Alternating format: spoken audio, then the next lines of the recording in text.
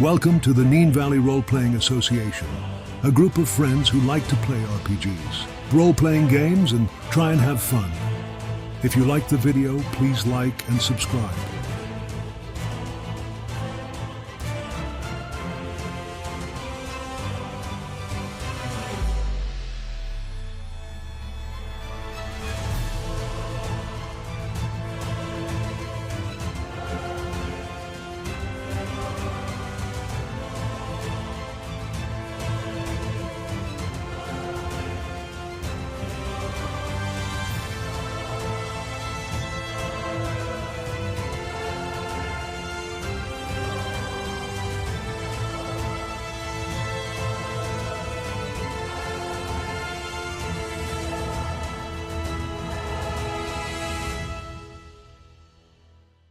Hey everyone, welcome back for another not Court of Blades, as I've said so many other times, but today we are playing Horror at Headstone Hill.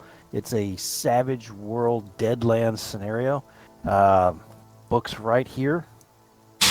It's really well written, comes in a nice box set with map and everything else from our great friends at Pinnacle Entertainment. Definitely worth the try. And I guarantee if you play it, it will be absolutely different than we have. With that said, I'd like to do the quick character intro like we do at the beginning, and I'll ask a question or two as we go around. I'll start with Pete. Who are you playing, Pete? I am playing Rosco Trafton, a taciturn southern bounty hunter who is known for his two-gun salutes that he can give to people. Very fast with a gun, and also for being a implacable hunter. Great, love it. Christine, tell us about Sarah. I think you're muted. Yeah, I'm playing Sarah. She's got a raccoon. Yes, there you go. She's a witch. Look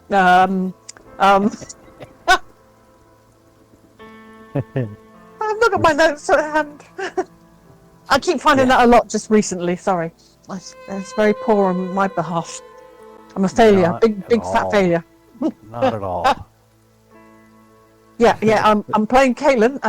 No, Sarah, the Raven. Sarah the Raven? Is she the Raven? Yeah. I think she's the Raven. Oh yes, man! Definitely a Wichita witch. For the siren. She's wondering. the siren. The siren. Sarah Blake. Sarah Blake, the right. siren. Yep, that's her. She's yeah. Got a raccoon. Did I say she's got a raccoon?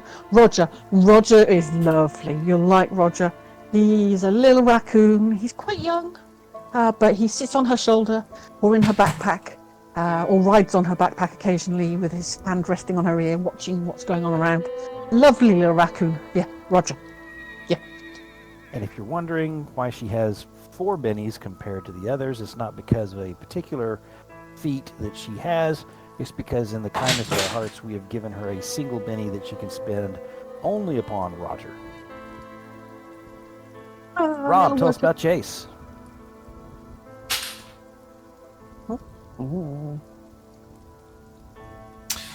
Wow, what would you like to know about Chase?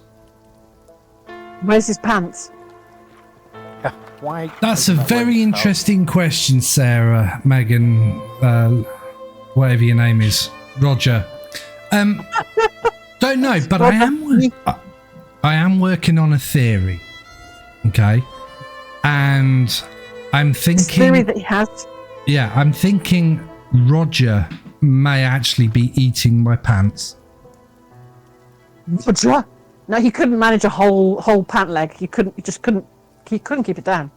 It's not him. You're looking in the wrong direction there. Sorry. Okay, then in that case, I haven't got a clue where my pants go to. He might eat your shoe, but your pants, no, they're just... No, my shoes stay where they are. So, okay. Chase, I play Chase Belvoir, known in the in some English landscapes as Beaver, which is quite apt because he does like the women. He likes the liquor, and he also likes sleeping in jail cells because nobody ever charges him for sleeping in a jail cell. So yeah, it's free accommodation. He's wanted on many continents, many states within the US. Not his fault. He was at the right place at the right time. But history has proven that he's going to get done for genocide. And that wasn't actually the case, but trying to prove to people what actually happened, this day and age, nobody would actually believe him, even if they saw it firsthand. Quite good with the long gun, quite good with the old pistolas. Doesn't give a shit about outlaws, really, as long as whatever motivation Chase is after, he accomplishes what he set out to do, and he'll do that by any means necessary, even if he has to shoot someone dead in the street to get his point across.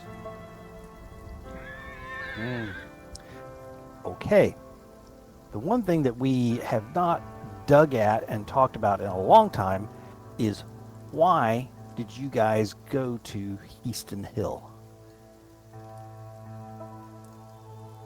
Who wants to fill that in for our watchers? Well, the organisation lost contact with Len Buckles, as we know him. Not his real name. Yeah. But not his real name. Agent 225 has gone missing. Actually, it's not Agent 225, but it is Agent 2 something, or 6. Anyway, the guy that we know as Len Buckles, not his real name, has gone off the radar. So we were tasked with coming into Heaston Hill to find out why Len has kind of not reported in for a certain time, and because there is a young lady with us in the form of a raccoon, we decided to say that the raccoon's owner was Len's niece, and Len's sister is worried about him. So that was basically our cover story. We have not found Len, but we have found shitloads of money. We found conspiracies. We found lots of things. But can we even now find a fingerprint of Len Buckle anywhere? No. It's almost like we've been given a series of clues and they've just led us to dead ends. I hate it when that happens. Damn it. I know. So the that, agency. Yeah, the agency, yes. Yep. So that's why we've come to Headstone Hill, and there's some weird shit going on. That does kind of scare. Actually, I don't think the weird shit scares Chase that much. What Chase is really scared of is the tarantula juice. That is some potent bad stuff. No, I got potent bad stuff. I'm reading my notes and oh god, they don't make sense. So we know that the agency, Yeah. who is a shadowy government organization, they've lost track of Agent Reeg, aka Len Buckles. They are out of resources to check out and see what's going on. So they reached out to the Twilight Legion, which you guys are all members of. for reasons that are your own, but I think we've discussed once in a while. So, you guys, as members of the Twilight Region, with your secret handshake and things like that, have gone to Headstone Hill. I'm excited to see where this goes. As it stands right now, you guys are just outside of where did we say? We said you were just outside of Just outside the claim, weren't we? just outside Miner Bob's claim. Yeah. And something strange happened just as you were trying to decide on what to do next, when one of the ladies from the next claim over, whom you helped out when they were being harassed by masked men who turned out to be one of Jerome Heaston's boys, along with some of his riders, were harassing them. You guys helped scare off that group, and so she came running back up, and she had something interesting to say. What did she tell you guys? So I love these pop quiz. Rosco and Sarah were actually in the cave, and I was outside keeping watch to make sure that nothing actually happened. And she's told me that Miner Bob, who's not actually a miner, he's actually a grown man. Strange why they call him a miner, but there you go. But this Miner Bob has gone. He's packed up and he's going to support Heaston against the unionisation of the miners. Now, the reason why Jace is outside and not inside with Rosco and Sarah is because there's clearly been a scuffle out here. Clearly more than one person has taken someone, and so much so that the way that the body has been dragged means that we know that there was an excessive amount of force, because of the heel drag marks were distinguishable and relatively deep, whereas if somebody is unconscious, then they're a lot lighter. Well, that's my impression of it. So I think that old Bob went with the struggle and he dug his heels in to slow them down as much as possible. It's the only explanation that I can think of. We went into the cave knowing this, and as I said, I stayed outside. I'm yet to answer the lady. Yes. So, are you going to answer the lady, or are the others going to rejoin you as that happens, or are they going to be still inside? What do you think? I think because it wasn't quite clear from what I can recall, Anthony, I don't think it was quite clear the time frame exactly.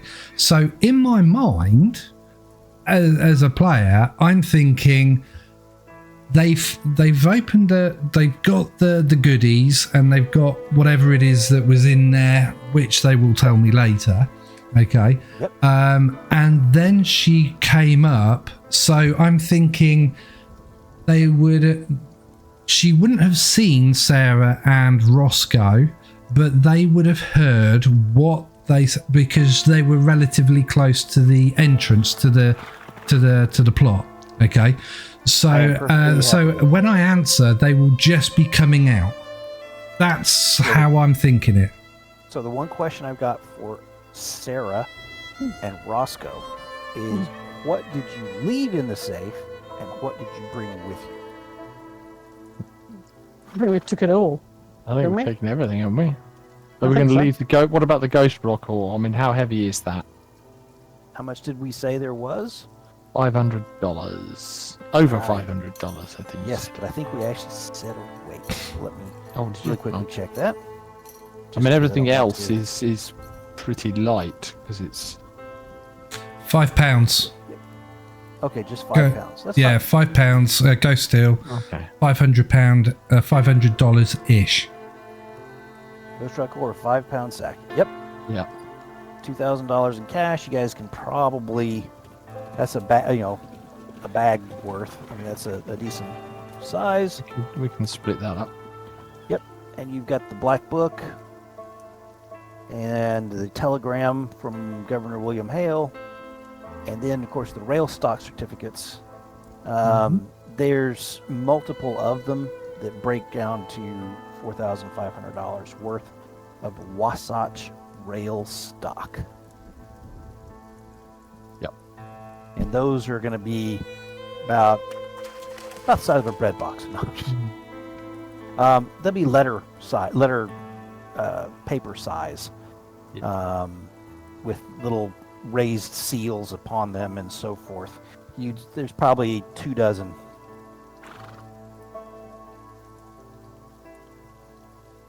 Is there anywhere? I'd say we take the cash, leave the rail certificates and the Ghost Rock Orcas, and take the black book, and then use paper clippings and etc. Yeah, what do you think? Yeah. Sarah? Sorry, what? Huh? Sorry, that again. Sorry, just reading my notes. They make no sense. Sorry, yes, okay. What we're doing? Take the money. Well, basically take everything except for the rail certificates and the Ghost Rock Orc. We'll take everything. Because those are just too bulky, really. Nah, £5 sacks, nothing. Okay. You guys can make that decision. Doesn't Okay. bother me. Okay. You want to? Okay, leave them there. If you think you want to leave them there, fine. If you want them there, okay. No, You let's have the take. key? Okay, let's take them. Let's take them. How big's the I just think safe? we're only just gonna have to come back again. Mm-hmm. How big's the safe? It's not movable. If you remember, it is a infernal contraption that has dug itself into the hole in the wall that they carved out for it. So it is How? a specific device So, that go ahead. so internally, how big is it? I mean, are we talking a safe that is like that by that, just enough for $2,000, £5 of rock, and a ton of books, or a couple of books, or are we talking something that's a lot taller on the inside, a lot Yes. wider, and Yes. it's relatively deep? Right, so we Yes. could actually move. We could keep the safe, keep everything in the safe, and move the headstone up here and put it in the safe. The They can't headstone remove the would fit safe. in it. It would if we broke it in half. Just- Oh, It would have a would just haunted fit in. mine. It would just fit in. Yeah, a Yeah, haunted mine though. yeah. There's that Well, we got a possibility. haunted basement, but you know. That's true. But what I'm thinking is, if we haunt the mine, Bob's obviously been dragged off, and until we can actually sort this out, Bob's not going to be in here. Yeah, it's not a bad And idea. it gets rid We'll of have to warn- the hauntings from out of the town, It does. Yeah. and nobody Yeah, can yeah. get in it apart from We might us get a good three night's sleep. with Yeah, the no, I key. like it. I like the idea. And Let's do it. I they like can't that idea. remove the safe either because it's an infernal one. Mhm. So they can't blow what it I would out. like to, yes. This Okay. conversation will be taking place in just a little bit after Yeah. you guys are doing your cross exchange. So let us move to the point that Sarah and Rosco are just about to exit Yeah. the mine. You've walked up the hill, up inside, and you can see the bright opening ahead of you, and you can hear voices. You can recognize a higher pitched, probably female voice that is saying exactly what was said last time. We can't believe it. Bob's gone off. He's going to join the other side. This can't be true. There's supposedly gonna be. There's rumor that there's gonna be this article in the paper tomorrow, where he's, says that those guys are supposed to all join Houston.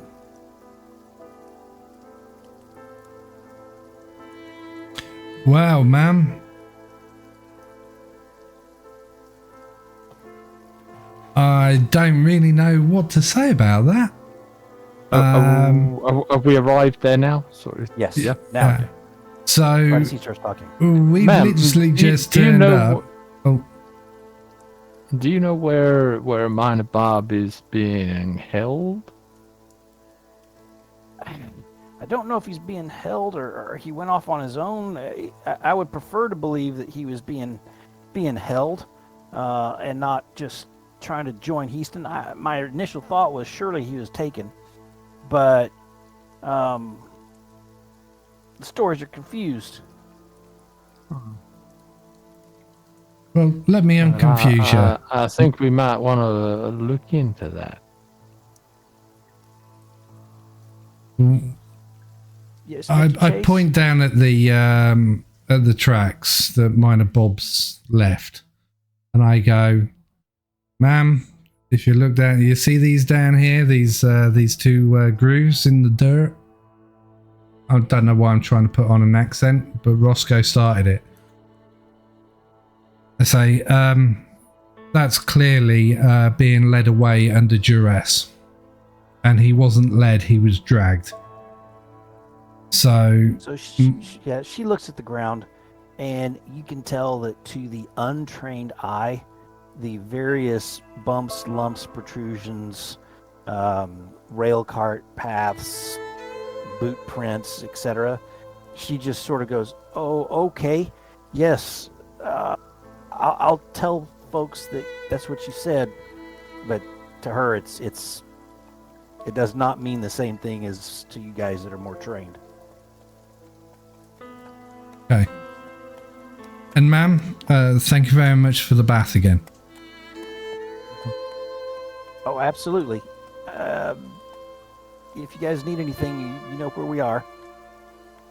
Though we may be I give her a wink. we may be heading into town because of that. What we've heard about the newspaper tomorrow. I know the I miners. think that might be a good idea. Yeah. The miners union's having a meeting. Mhm. Oh, it looks like it's starting to rain. So you guys keep yourselves dry. And then she turns to leave unless you guys have anything further you want to say to her before you have your discussions. Nope. About what you found in the safe. Yep. All of the other pieces here.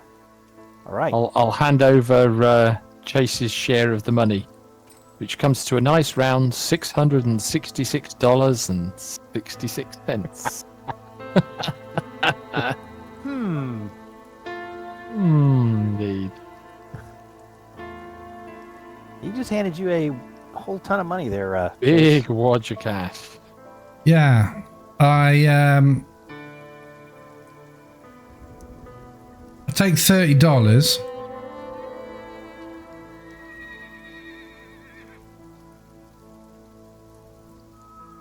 Hang on. I look at Sarah. Then I look at Rosco. And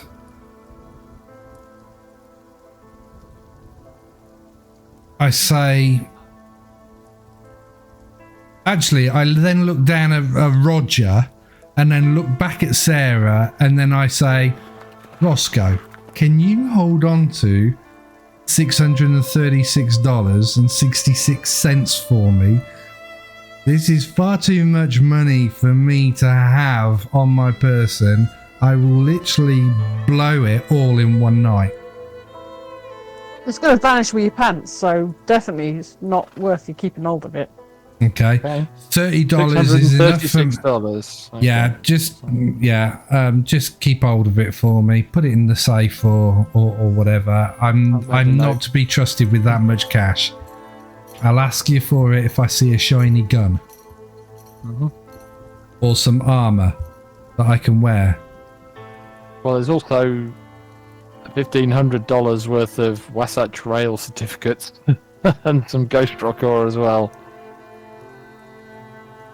Okay. There you go, Rob. There's a Benny for role playing out your failings and your personality. Awesome. Woohoo! All right. That Talk Benny's through, like what you're $600 worth. Are you going anywhere as you're talking, or are you just going to stay right there? I think we should go up to the house because it is relatively late-ish, isn't it? Yeah. And the horses haven't been tended to in a good few days, apart from what we've done. But I'm sure Moses would be able to do a better job. Yep. That's a good idea. So, are we gonna see if we can find? I say let's go back to town.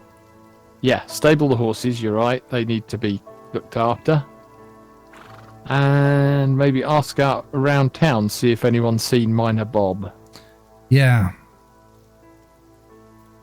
I wonder if he's in the same place as Mr. Buckles. I mean, my bet would be either the jail, or most likely over here. I think he's on Heaston's farm Easton's estate. Yeah. I'm not going to say he's in his house. I think he's more than likely in his jailhouse. In the barn or in the basement or something like that, I would say. Basement, probably. Yeah. This is not. Well, we can. I can check the.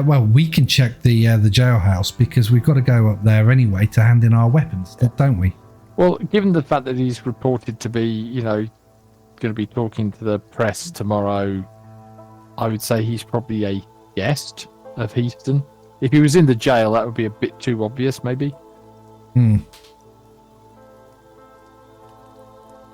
Why? For the other image.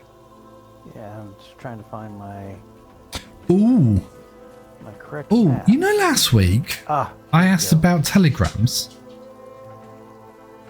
There. Sorry. If there was a telegram office in the town. I remember that. I think we should send a telegram.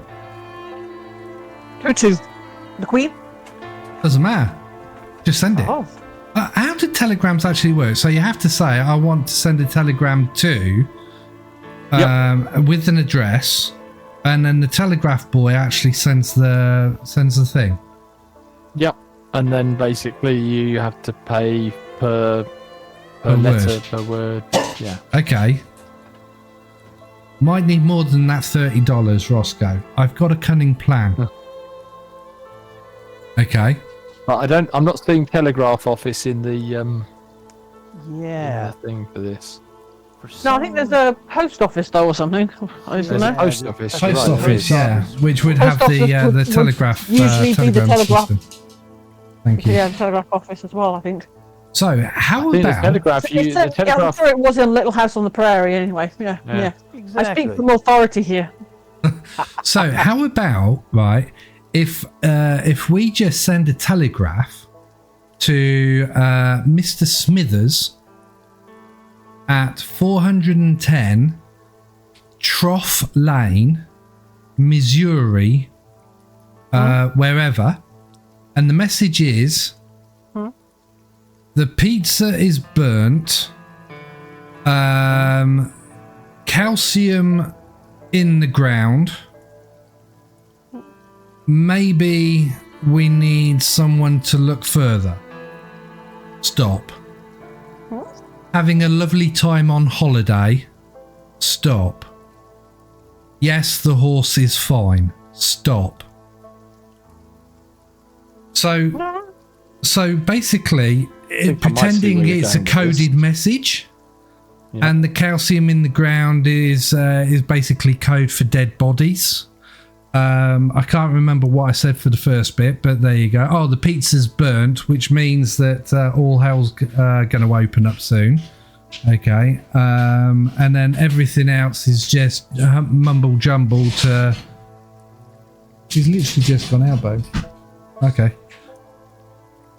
So Sorry. you're trying to what? so- Right, your assumption is that Heaston's got someone at the telegraph office, Maybe. the post office. And of course it gets delivered to someone that's... It may be there. There may be a real place, but it's more temptation for somebody to run back to say, hey, they sent this really weird telegraph. We might be able to shake a tree that way. What do you think? I'm quite prepared to do it. I don't mind taking the risk. You're about halfway back to town. Keep talking. Okay. It's I an don't idea. have any objections. No, if you want I to don't do have that, any go objections. ahead. I think that's it's a theory that you have. This theory that he has, and it's possibly a good workable one. So I say go with it. And you are not very... I mean, you can get there before probable closing time. And then you will be able to just go ahead and do what you need to do. Let's see here. I'm looking for one particular thing. So you guys continue on towards town. I think there are one or two more things you wanted to discuss, like what you're doing next. I think you already sort of discussed the movement of a certain rock. Some of those type of things I think you guys have done. All right. Very, very good. Ooh, in a mine, what? Because I've never been a miner and I've had no interest into researching miners and how they dispose of rock and stuff. Would it be prudent to get a cart and horse to remove unwanted rubble from a mine? Mm-hmm. That is often done. Mules and things like that. Okay, so when we go to the stable, we could ask Moses if he's got a cart and horse, and so that we can then take it up to the mine to remove some stone. You do And then- realise there is one issue that I do have with us putting stuff in the mine. The mine is Bob's, Prospector Bob's. And If Lens. he is signing up, Len seems to have disappeared and signed over his side of the shares of it, or I think that's what Okay. we kind of inferred by Bob. But Bob is the only current owner of that particular claim there, and if we put stuff up there in that safe, we're then putting stuff. And he does sign up with Heaston. Aren't we then putting our stuff in Heaston's hands? Just throwing that in there just to make sure we thought about it. Well, I mean, is our aim to get Bob to let this whole thing with Bob go ahead? I mean, it isn't our job to stop it. No, And that our was never job, part our of job the... is to investigate the missing agent. It is. So, At the end of the day, if Prospector Bob wants to sign over his claim to Heaston and work with Heaston, while it sounds mighty fishy, I'm not going to say he's not allowed to do it. yeah, I mean, That's to be honest, the whole thing with Heaston just sounds like usual, you know, the usual human sins of, you know, power and money. It doesn't smack of anything supernatural that we would want to investigate. So, however, the dance hall, wow, that seems very spooky.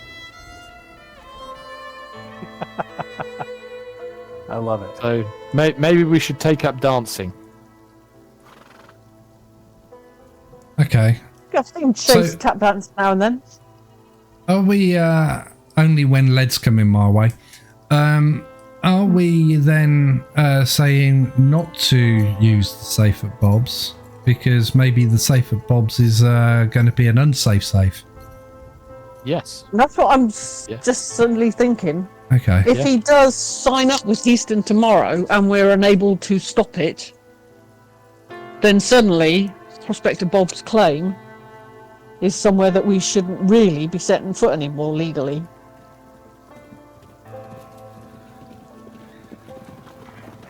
Okay. Just saying. Oh, So- you do know that the tokens are coming in from the wrong end of town? Sorry, can you put them where they're supposed to be? Well, I can move some And- of them. So you know, this is the post office and this is the stables. Where you Excellent. guys Yes. Very close to each other, aren't they? Absolutely, right next to each other. So Yeah. it makes things a little easier. Very Yes. handy. Oh yeah, there it is. So I would say that we're more round here, if that's where Roger was. So we're literally just coming into town. There, I just moved Roger across. Yeah. Well, Sorry. Is Roger not movable again? I can't move Roger, so I won't be able to I put thought his I thing said up on the first thing, turn but- order either. Let me. Okay. Sorry, I'm at the wrong Okay. size for my maps. No, it's okay. Yeah, we got Okay. it sort of weird sized for whatever reason. Let's see here. Here we go. Okay, so we'll mosey on down. Ooh, now there's an Americanism. Mosey on down. Absolutely. Save settings there. That should make it controllable for you. Good. Good. All right, so you guys are cruising down Main Street as you go past that weird power station that lights up this particular street. It is getting towards dusk, but that's you'll get down there to the post office easily before closing. Anything else you guys want to talk about before we just move right into the old post office? Yeah. I mean, What type of dance lessons So we have we might want to stabled take? we've stabled the horses, yeah? No. Okay, Do that. so Might as well do if that you first. want to, then just Yeah. put your guys, folks, right there, Mhm. and we'll assume you're getting your horses put in there. Moses comes out. He's got his short, curly white hair that he runs his fingers through as he haven't seen you guys in a while. Looks like your horses could use a little love. Bring them this way. Things getting mighty tense in town, just so you know. No. Really? Hell. There's been some problems last couple of days. At night, down here where we folk live, and he does a demonstration of his body. You guess that he means other African American folks. We've been attacked by the Chinese What? up from Chinatown.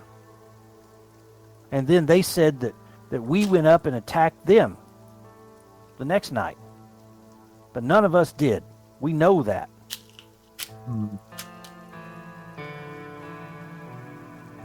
But lots of people are angry. And then there's the miners' union. They're up in arms. That I know Prospector Bob. I know his mule. Probably know his mule better than he does. But there's rumor that he's throwing in with Houston. That's going to send shockwaves through the miners' union. It already has. Oh? You know that Moses enjoys a good gossip, obviously. Yes, He's sir. wearing overalls, no shirt, and he has been shoeing a horse, and he is covered with sweat. Has a hammer in one hand, and he sets that down, starts moving your horses in and helping de-rig them, for lack of a better word, because I'm not equestrian in any way, shape, or form. Mhm. And then starts brushing them down as he's still talking to you guys. So you say you've seen something? What's going on? Heard something. The What? miners up at the ridge. They're not overly. Well, they're confused. They and also angry. They really feel that Bob's betrayed them. So I don't know why they've why they came to us with it. We were only passing on over. Maybe it's just gossip. Maybe there's nothing to it. Maybe somebody out there's trying to get a reaction between the old settlers and the miners, and and one group is blaming the other group, and and it's just an unhealthy mix. You never know. I don't want to say it out loud, but there's one certain gentleman that would probably make out the best if we was all at each other's throats. He shakes his head. Is that the gentleman that we were talking about the last time we spoke, Moses? Probably so. Don't right remember. I do know. Should tell you, Sheriff Chips. He gone and deputized himself another 14 some men. They come in from out of town. I think they all look a bit mean. I don't mean like like this. Mean like angry. Mean like they know their way around a smoke wagon, if you take my drift. Nope. How many would you say? 14? Yeah, 14. 14. Deputized in the last couple of days. At least that's the number I heard. It could be inflated. Well, that'll be all the way to me.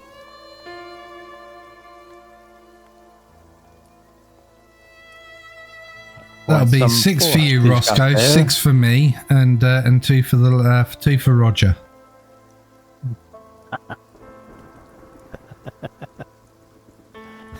Well, Christine's reading her notes. I would say that they're heavily outnumbered. I think it would be unfair if we should all go to take him on. Just Sarah, I should imagine, would manage them, I'm sure. Oh yeah, with that cold stare. Ooh. Chase pretends to shiver. Whilst not looking at Sarah, just in case she does the cold hard stare at him. He can feel it tunneling through the back of his skull and into his brain. Oh my word. I love it. So what I'll do is I'll tell you, he continues currying her horses, and he knocks out, setting them up with some oats, and he says, "Tell you what, you guys just settle up when you come back. You can leave them here. They're safe here with me." And that's for your accent, Pete. All right. One's got this feeling, players, that we are accumulating bennies for a big showdown. Well, I'm just trying to be nice here. I mean, you're supposed to give out bennies for fun stuff that you guys do. Yes, I'm reaching once in a while, but that's okay. Okay, next door is the We know post when we're office. being set up. Set up. Oh yeah, post office. Post office. Because you don't want to go there before it shuts down. Yeah. I understand that. Mhm. Gentleman inside, is, you think he's in his early 50s, quite weathered. He's missing his left arm, just above the elbow. He's got a little hook sort of attached to that he's using to flick letters into different boxes, and he spins around in a rotating seat. When you guys come in, he's behind a counter. How may I help you? Yeah, can I send a telegram? Yep. Here you go. He reaches up into a box, pulls down a form for you to fill out, and you can fill it out with the words that you said. I'm sorry, sir. My reading's not so great, and my writing is even worse. Would you mind? What's the form say? I hear what you're saying. That's okay. Tell you what, just a minute here, and he pulls down a it's a rough pencil. It's been sharpened, obviously, with a knife. He looks at it to see if it's sharp enough, and then he says, he pins the paper down with his hook, and he's ready to. Says, "I'm ready to copy." Goes ahead, says what you got to say. You've gone on mute. I look at Rosco to make confirmation that we're in agreement with the coded message. Okay, and once I see him kind of like wink or slight nod, I go, okay, so it's Mr. Smithers at 445 Chowder Lane, Missouri.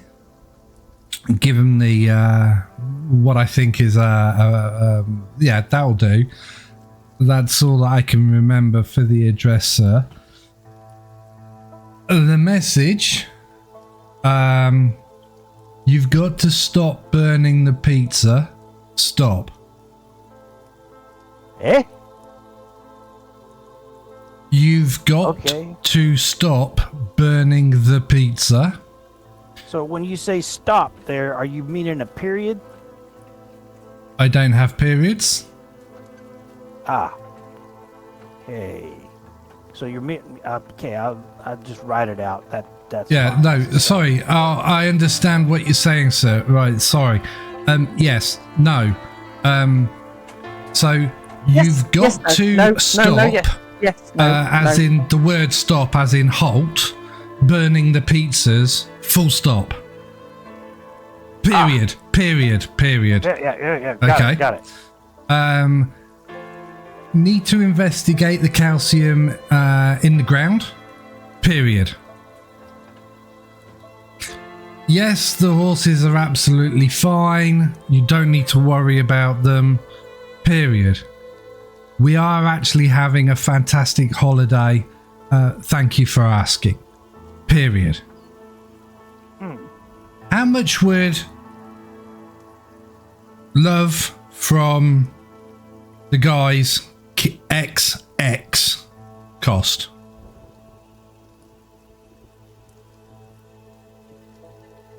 Well, I got this down for you, sir. Okay, because I think that would make Smithers actually laugh at seeing that we've actually given him a kiss.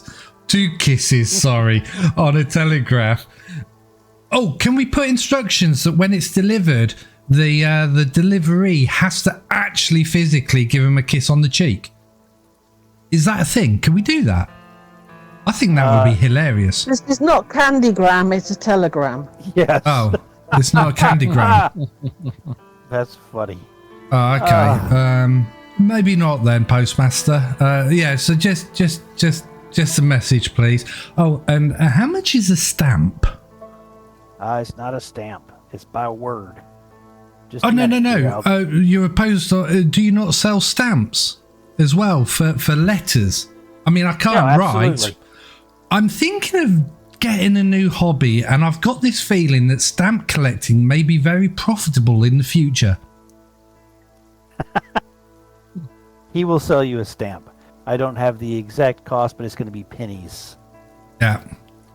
And I'll deduct that from my $30 for the telegram Very good. and the thing. Okay, so you've got yourself a little book of stamps, and you have used your telegraph there.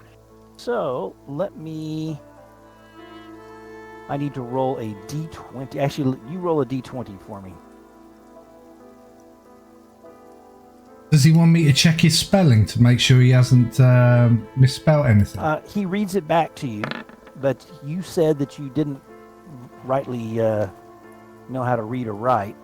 Yeah, so, I just couldn't be bothered to read the form and what the form entailed and write the I message see. out. Why do that when somebody else can do it for you?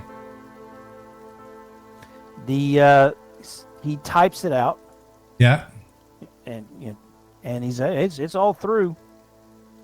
Well, it's about closing time, unless you got anything else you need. If I get a telegraph back, where should I reach out to tell them? Tell you to come get it. Oh, the jailhouse. Oh, okay. I just tell Marshal Chips that you are one of his boys. That you guys got a telegram. Got it. Yeah, straight to Marshal Chips. That'll be fantastic. And then he'll see me, no doubt. I think I've got another game of cards planned with him soon. Very good. Okay. I see. That's do? maybe Excellent. the strangest telegraph I've punched through there. That's yeah. Anyway, that's none of my business. None of my business. And he turns back away from you guys and says, "You shuffle out." Okay. All right. It is now sunset. There's still light in the sky. Sun's down behind the hills, and you can do as you choose. The world's your oyster. Okay. Can we burn the town to the ground? You can start at it. Which building you to start with? Okay. Yes. 23 looks good.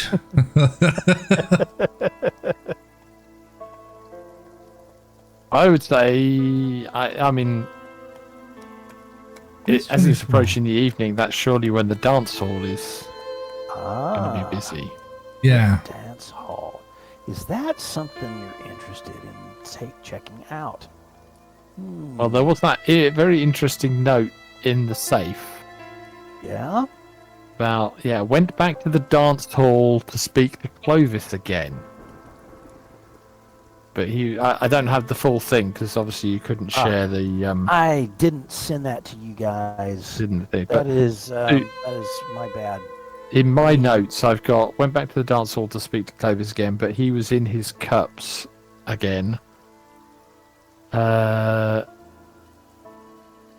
Saw him looking in a mirror like he didn't recognize himself, and then he made a strange noise, or something along those lines. Yep.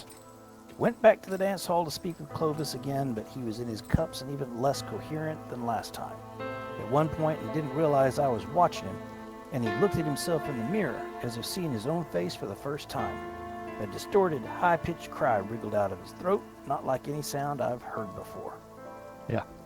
So he sounds very suspicious. Yes, he does. Yes, he does. Let me see here.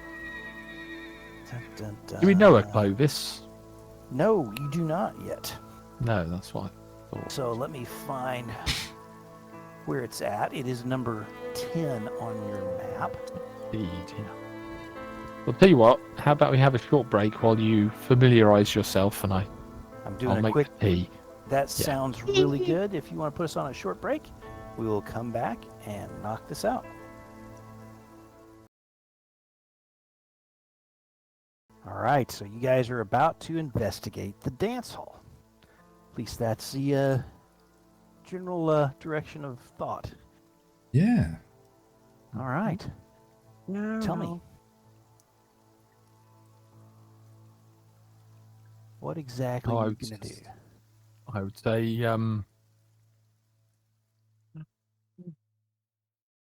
Okay, you can go down, Doesn't really matter which Roscoe's direction you go. gonna get dressed up in his finest duds. Okay, so you're going back to the house? Yeah, we'll go back to the house, freshen up, All right. because basically we've been on the road for. Well, actually, no, because we came back last night, didn't we? Yeah. Yeah. We stayed last I think night. you guys did bathe last night. Was the whole there was that thought after you guys had your big fight. I'd say you get dressed up, then maybe head over to the hotel for some dinner. Very good. See Okay. if I can pick up some information there, and then over to the dance hall.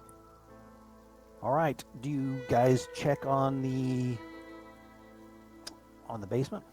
Mm-hmm. Move Yep. the rock. Yeah. Move the rock. Very good. You are not attacked, and the rock is successfully moved to a new location. You said you were headed to the hotel, Mm-hmm. which is just a second here. I think that's where there's. Oh well, no. There's the Mountain View. How about the Mountain View restaurant? That sounds interesting. All right. I don't know. I fancy Chinese. But I've got $30, so you guys go to the restaurant, and I'm going to go for a cheap Chinese and possibly, yeah. I need something fiery. Which is the fanciest restaurant in town? I would say that you probably hit upon it. Actually, I would say that, or let's see here. I like the Mountain View is really probably a pretty good one for you to dig in at.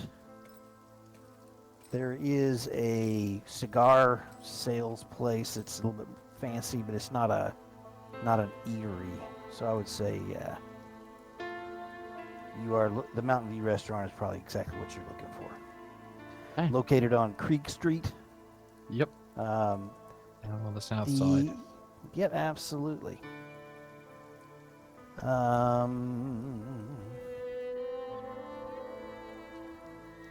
There's a lady. Have you been here before? I don't think you have. No, I don't think we've been there. Very interesting. So, inside there is it's got about 6 or 7 tables, 4 of which are occupied. When 2 of you walk in with Roger, a lady walks out behind the back counter. Says, "Hello, welcome to the Mountain View. My name's Millie LeChance, and you guys are you're new in town. Are you romantically together? Love a good love story." So, sorry, who's here and who's not here? Chance is not here, is that right? Chance is not there. Okay.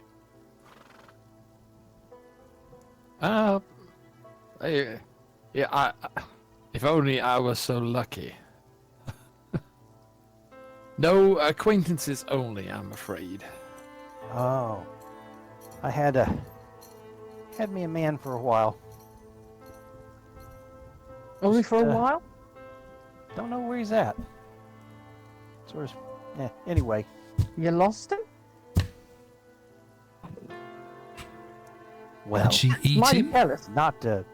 I mean, I'll take your drink order while I'm at it, but he was supposed to elope, and he gone off, and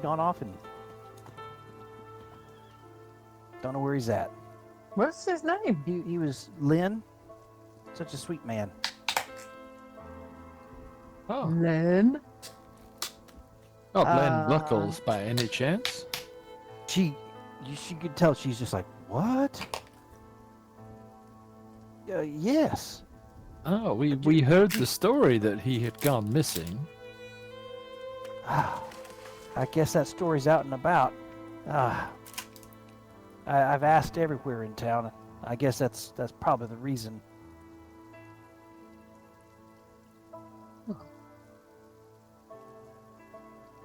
Are you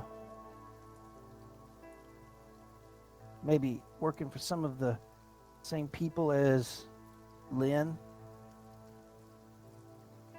I'll surreptitiously make a secret sign. doesn't get it, Okay. but she knows something. Yeah. Look, I'd be glad to talk to you after the shift, if you guys don't mind. I do have some questions. Maybe you can help me. Yeah, well, I'm sure that can be arranged. Okay, well, with that said, we definitely sell the best steaks in town, with all the trimmings. And she gives you a menu. It's actually got some hand drawn and fairly nicely hand drawn pictures of the different shapes of the steaks, and you guys can order what you wish. They've got a very small wine cellar. It looks like mostly supplied by a somewhere back east has been shipping them the bottles, and whatever they get, they just throw on there. But so you've actually got the chance to have wine and steak instead of the typical whiskey or beer. Mm-hmm. Sounds fine. We'll have a nice Settle into meal. that? Yeah, All right. we'll be having a nice meal. So Chase can go off and do what he wants. All right, while we're Chase. eating. Yes, sir. Start up some fires. We all know that he's probably going back for some tarantula juices. This is probably what's happening. No. Ow. Either that or some petroleum byproducts that he can use. Well, I overheard Rosco and Sarah talking about where they should go for something to eat. Well, overheard. I was in the conversation, but fine dining is not a thing that I do. However, fine drinking, definitely. So, way down the street of 3rd Avenue, there's a saloon that I've not actually been in, and it's the Red Door Saloon, and I'm wondering whether or not they might actually do a plate of meat with a few gags of whiskey.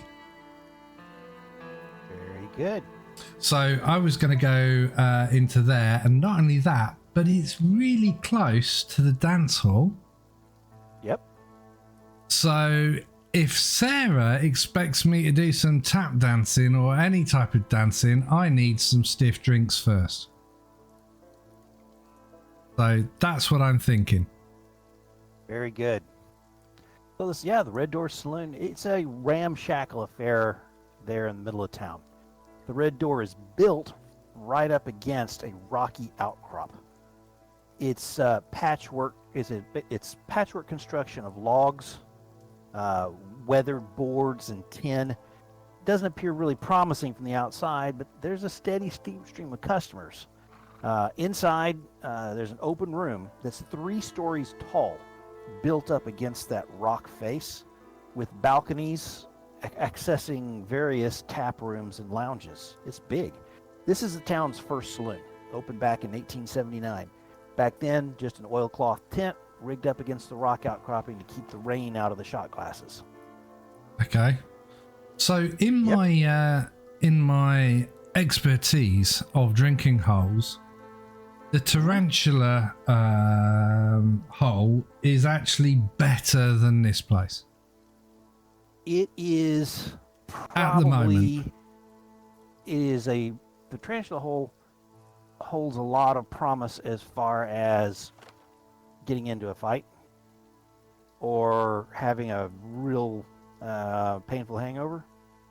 This place, if you ask around, and you do, they sort of talking about it. You know, the old guy who owns it, George Gleason, goes by Beam. He started out mining for gold in the tunnels under the very rock this is built against. When the scene played out, he just turned it into a bar. There's actually a red door into that you can pay $1 and go see if you can find any gold, which is a complete farce because there's nothing in there. This is where when a judge comes through, they'll hold sort of they'll use this as an improvised courthouse. So it is sort of where the old town folk come, here right in the middle of town, as opposed to the Tarantula Hole, which probably has a lot more ne'er-do-wells. Desperados and all the rest of it. Yep. I recognise that surname, Gleason. Why do I recognise Gleason? 2 moments whilst we're doing that. Right, okay, so I'll go up to the serving area and I'll ask if they do food. Not really much of a food place here, but we can whip you up a sandwich or something.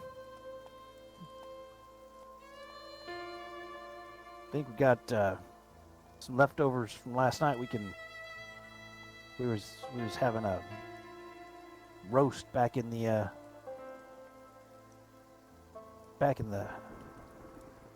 house, and I could chop you up a little bit of roast beef and make you a sandwich. Otherwise, you're sort of out of luck. This is for drinking. He points his thumb back over the wall. Sandwich will be good. Sandwich will be excellent. I look round. Is there an open fire? There's a couple. There's a big round one that's sort of in the middle of this wide open room. There is no need for a chimney because this 3 floors up, it just sort of dissipates up there, or coagulates, however you want to look at it. There's also, along the rock face itself, there's a chimney that runs up, and there's a fireplace on each level. And that is offset to the side from the bar. Okay.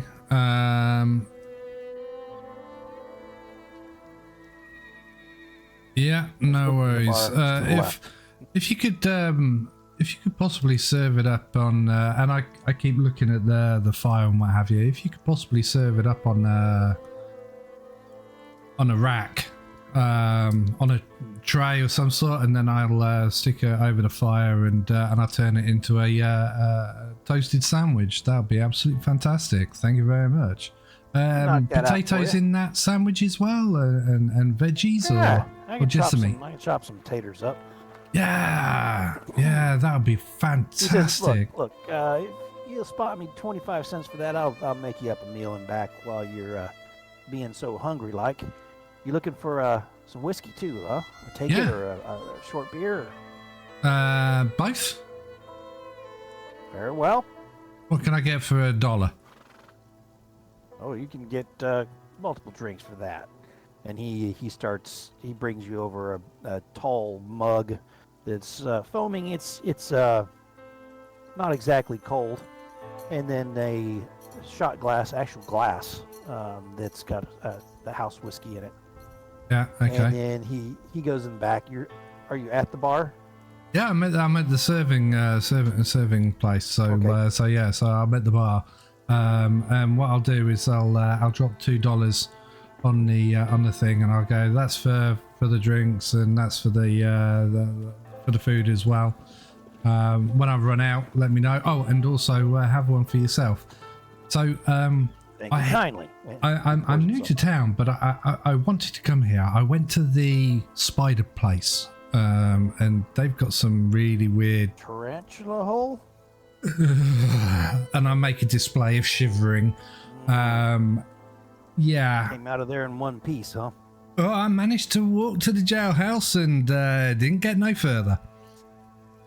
And I think I lost my stomach 3 times on the way. But anyway, so the folks in town are saying that this is the oldest and the original drinking hole for the town. Of course, being a connoisseur of many beverages, had to come on in. So, what type of patrons do you have? This place when the mine went out. Bob? Yeah. He's one of the founders of the town. They Minor just call Bob. him Minor Bob. Yeah. I I bought him find out. that very strange that they call him Minor Bob, but he's actually a grown-ass man. That never gets old. You wait until I have some more. They get even worse. So Minor Bob actually went in with you to... Yeah, back in the day, we worked this gold for a while, and then when it petered out, Bob didn't have much left over of his original earnings, and I was able to buy him out just to have the place, and he used the money from what I bought out here to get himself a claim up on the bench. Yeah, he was very kind. We went over there looking for an uncle of one of my friends, and he set up with Minor Bob's, and he was very kind, very generous with his time. Yeah. A guy, Buckles guy. He Uncle Len, he helped she fund the calls rest him. of the stuff. Yeah. Yeah. So, sorry, Buckles. I don't remember the first name. There was it went in with Bob on that their claim. So Len went 50-50 with Bob. No, I think Buckles wound up paying for most of it. He was just buying the expertise of Bob.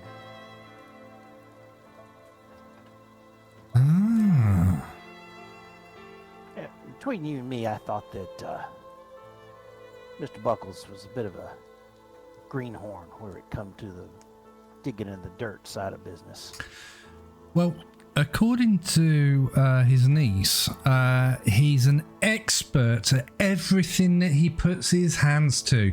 Can hold a talking conversation at every party, and it doesn't matter whether it's a pauper or a rich man.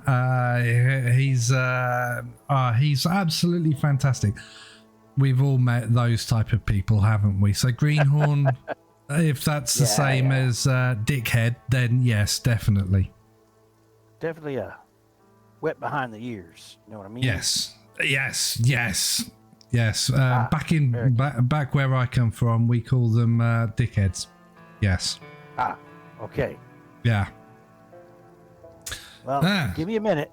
No worries. And he comes back out a little bit later with a skillet, a cast iron skillet, and in it is a chunk of bread that's got it looks like some roast beef stuffed in it, and around it are some potato wedges that he's cut, and he pours a little oil into the pan and says, "Here you go. You can stick that on the fire. That should work just fine for you." It looks absolutely fantastic. Thank you very much. He gives you a hot pad of cloth to hold on to the handle of the thing, and then off you go. So is it relatively busy custom-wise? Yeah, right. Yeah. Okay, so I'm not going to ask him to sit down, but when he's got a minute, I would like to ask him questions with reference to patrons. Back over to the fancy diner. Yeah, let's jump back over to Millie LaChance and our dear friends who have just about finished their meal. She's come over a couple of different times, and you've gotten better service than probably anybody else because she's been very interested in wanting to talk to you guys. There's key lime pie at the end as a finish. She's pretty pleased with having made that. I may be doing an anachronism when I say that, but I don't know for sure. Sounds good to me. So the meringue top has been toasted just nicely. And she says, anything with that? A coffee? Port? Ooh. Yes. Coffee would be very, very welcome. Yes, please. How do you take yours? I'll just go straight black. Yes, ma'am. And the same for me, please, ma'am. Very good. So she goes off, comes back with that. She sets it down bustles around a couple of the other tables that the place is thinning out nicely. And then she comes back and sits down next to you guys. What can you tell me about my Lynn? Well, ma'am, we are in town. We are looking for him. He is. There are concerned parties, of which his niece here is one. Yeah. But there are questions over his disappearance. We was definitely romantically involved, if you take my drift, and he had promised that we were going to leave here. When was the last time that you saw him? The night before he disappeared. He told me, says that he just needed one more thing, that he was gonna make a big score, and that he was gonna quit his job, and we were gonna leave this, he called it a cursed place, before it went to hell. He says he found out that he found some dirt on Jeremy Heaston, he said, and she's saying this quiet, and he mentioned the existence of some cult in town. Told me we're both in danger.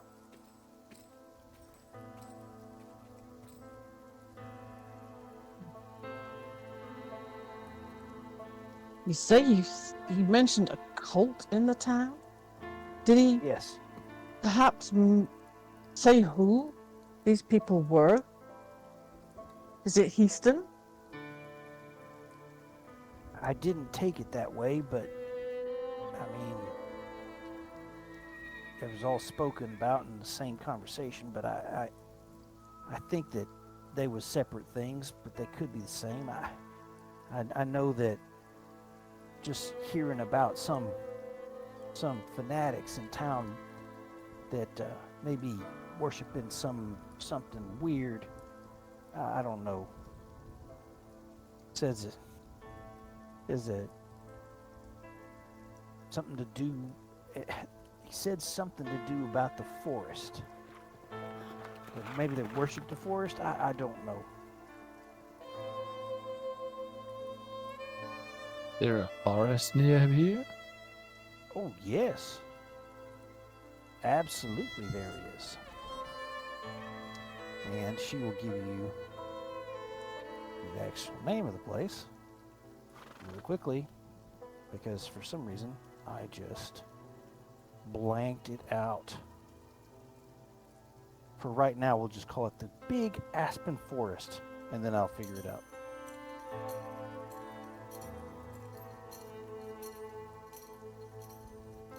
So, anyway. So, did he say where he was going the day he disappeared? He had one more thing to find out. I think it may have been either something final to do with Mr. Heaston, or maybe it was something to do with his claim. But it could also be that it had to do with that cult in the forest. He may have gone out that way. I didn't see which way he left when he left the restaurant. I kick myself every time for not walking outside and saying bye. This here cult he mentioned, he didn't by any chance mention Moon, did he, while he was there as well? Moon's farm, maybe? No, I never heard of that.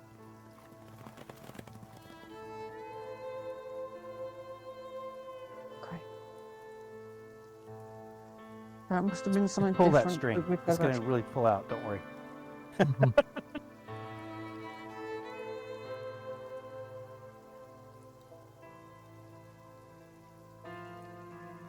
Did you mention Clovis?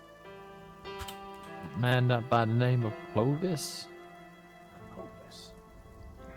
Isn't he married to that lady that runs the dance hall? Clovis. I believe he might It's just called the Aspen Forest. I couldn't think of a name for it. I guess that's because it's just the Aspen Forest.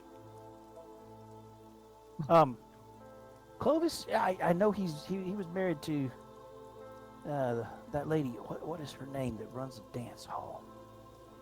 Yeah. I can't think of it. Maybe wait, Kitty LeBeau, Clovis LeBeau. Yeah, they came in here one time, had a dinner. Seem to be nice people. I mean, there's some sinning that goes on in that place, I'm sure. But they seem to be nice enough people. I think there's some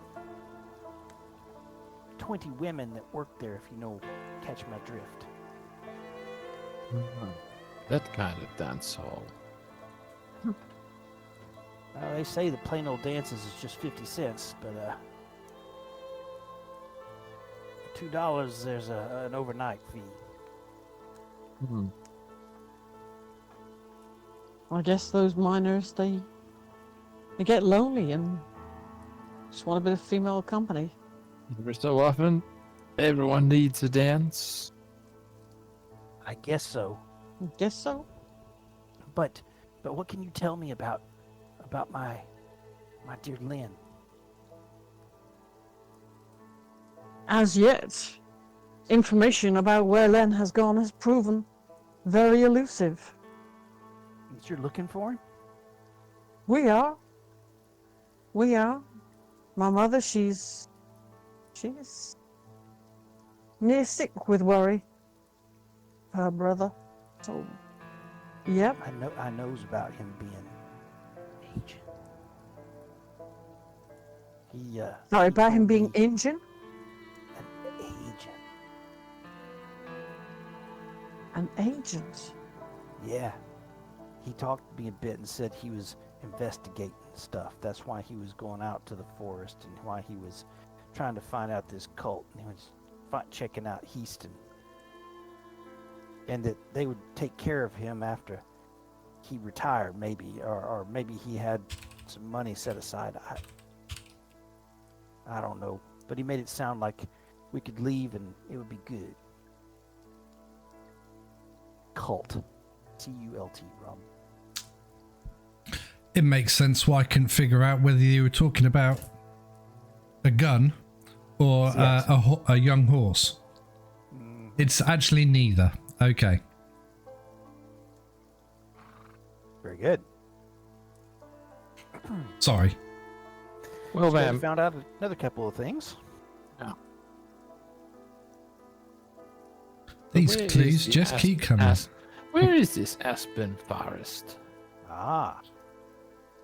Where is the Aspen Forest? Let me find my map. Really quickly.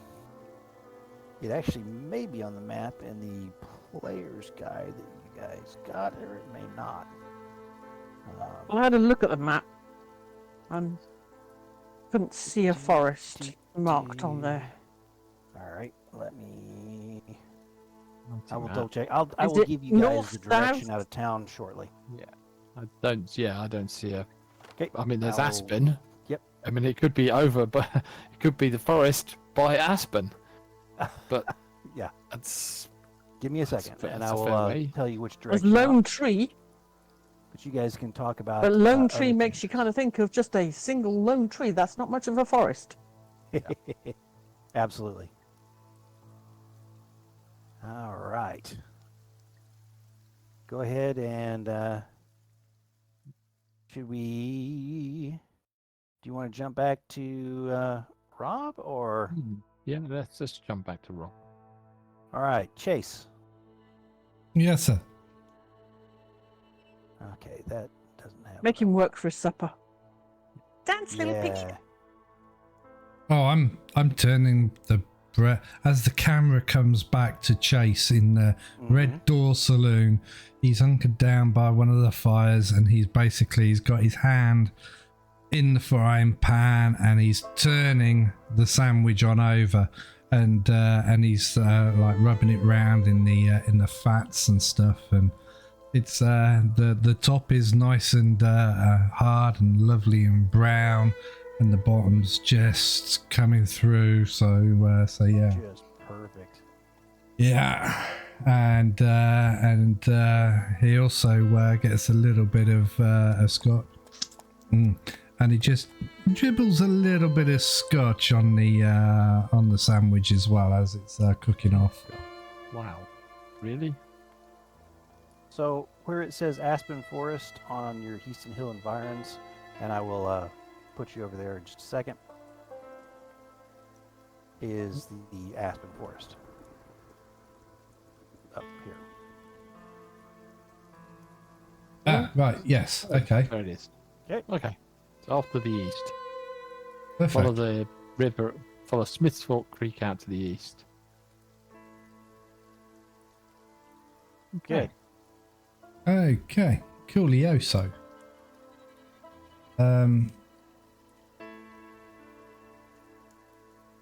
Okay. Yeah. So you guys gonna... Go ahead. So I do that, and then basically I go up to the bar to return the skillet, and I say, George, thanks for the Yes. food, and I drop another $1 down to get some more drink. Oh, you've paid plenty. Paid plenty. Okay, it's time to get some free then, isn't it? as I push the $1 towards him. So I have a look around. There's a lot of patrons in. Is there anyone interesting in there? Anyone that has family resemblances to people that we don't like?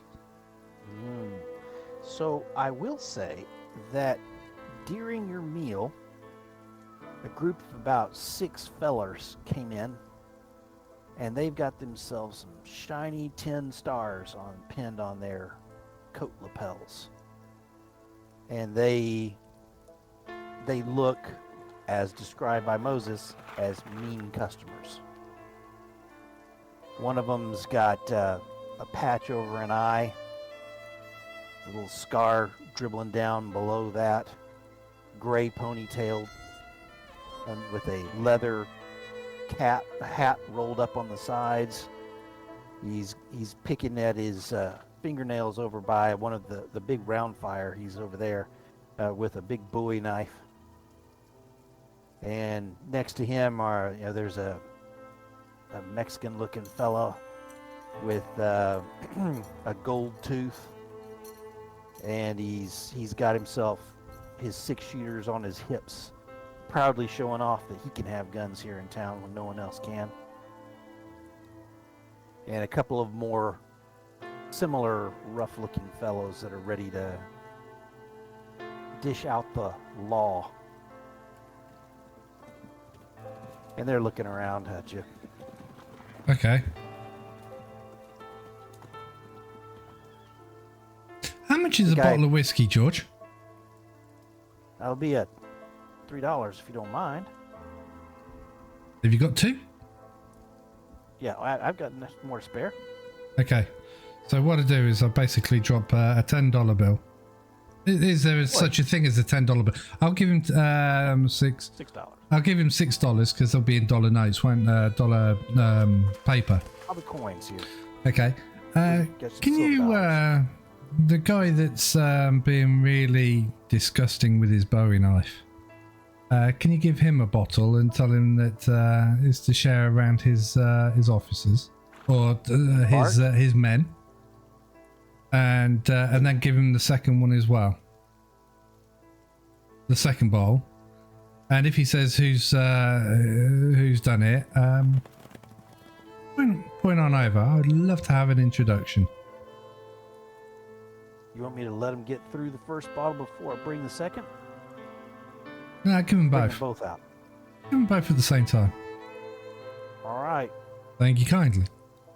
And then I sip my my scotch because, you know, Okay. Are you staying at the bar itself? I'm staying at the bar, but I'm listening and I'm watching to see if there's anybody else of interest. Yep. It's a big open room. You can see, the various levels up above this high open area. The door that enters this ramshackle building is out past that round fireplace that sits in the middle. The bar is over against the rock wall. So you've got them and then the door beyond it. So George seems a little apprehensive, but he gets the 2 bottles and he just sort of grabs them each around their neck and puts them in one hand. And then he gets himself a tray with some 6 shot glasses on it and heads their direction. He goes, you can hear him say, it's a gift from a gentleman over there. And he puts his head back your direction. They all look your direction. He's the one not wearing any pants. Exactly. Yeah. I tip my hat. Long ones. Let's hope they don't get the wrong impression. I tip my hat and then raise the shot glass and then neck it. The guy with the ponytail stands up. He gets himself a shot too, and he walks over. He's a long, lean fellow, and he sheaths the Bowie knife back. You can see he's got a single Colt Peacemaker set with the handle pointing out, so it's a cross draw type setup for a right-handed fella. And he eases his way over towards you and sits down at the bench next to you. Don't quite know why we've earned the kindness, gentlemen. I look round to see if there's more of me. Oh, when I say gentlemen, I meant you. You varmint. Ah. Kindness? I respect the officers of the law. It's kind of what I do. You guys put me up plenty of times. Old Marshal Chips. Yeah, he was kind enough to let me stay in the jailhouse when I had nowhere else to go. So I got a mighty fine breakfast the next morning as well. And in kind hospitality, I went to the tarantula hole and managed to come back. And yeah, it's an experience. You should try it. And then we drank some tarantula juice the second night. I see. Yeah. So you're fast friends with our sheriff. Oh, hell no. Patron. Don't know him from Adam. Or Eve. But I make friends quick. Do you have your gun on you, Rob?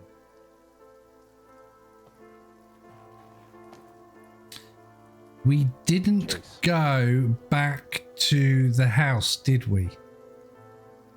We did go back to the house, did, but we didn't and you say that primped we up. left our guns behind. It's your call. Of course, we're not supposed to. He could arrest you for having a gun if you have got it. Which may be why you've been asked the question. What do you think, Rob? Should we just make it a pure luck thing? Roll a d6. 1, 2, 3. You got a gun? Nah, I think I'm going to actually say, yes, I have the guns on me. Okay. And the rifle across my back as well. This is I take it by the paraphernalia. It's a big word, I know.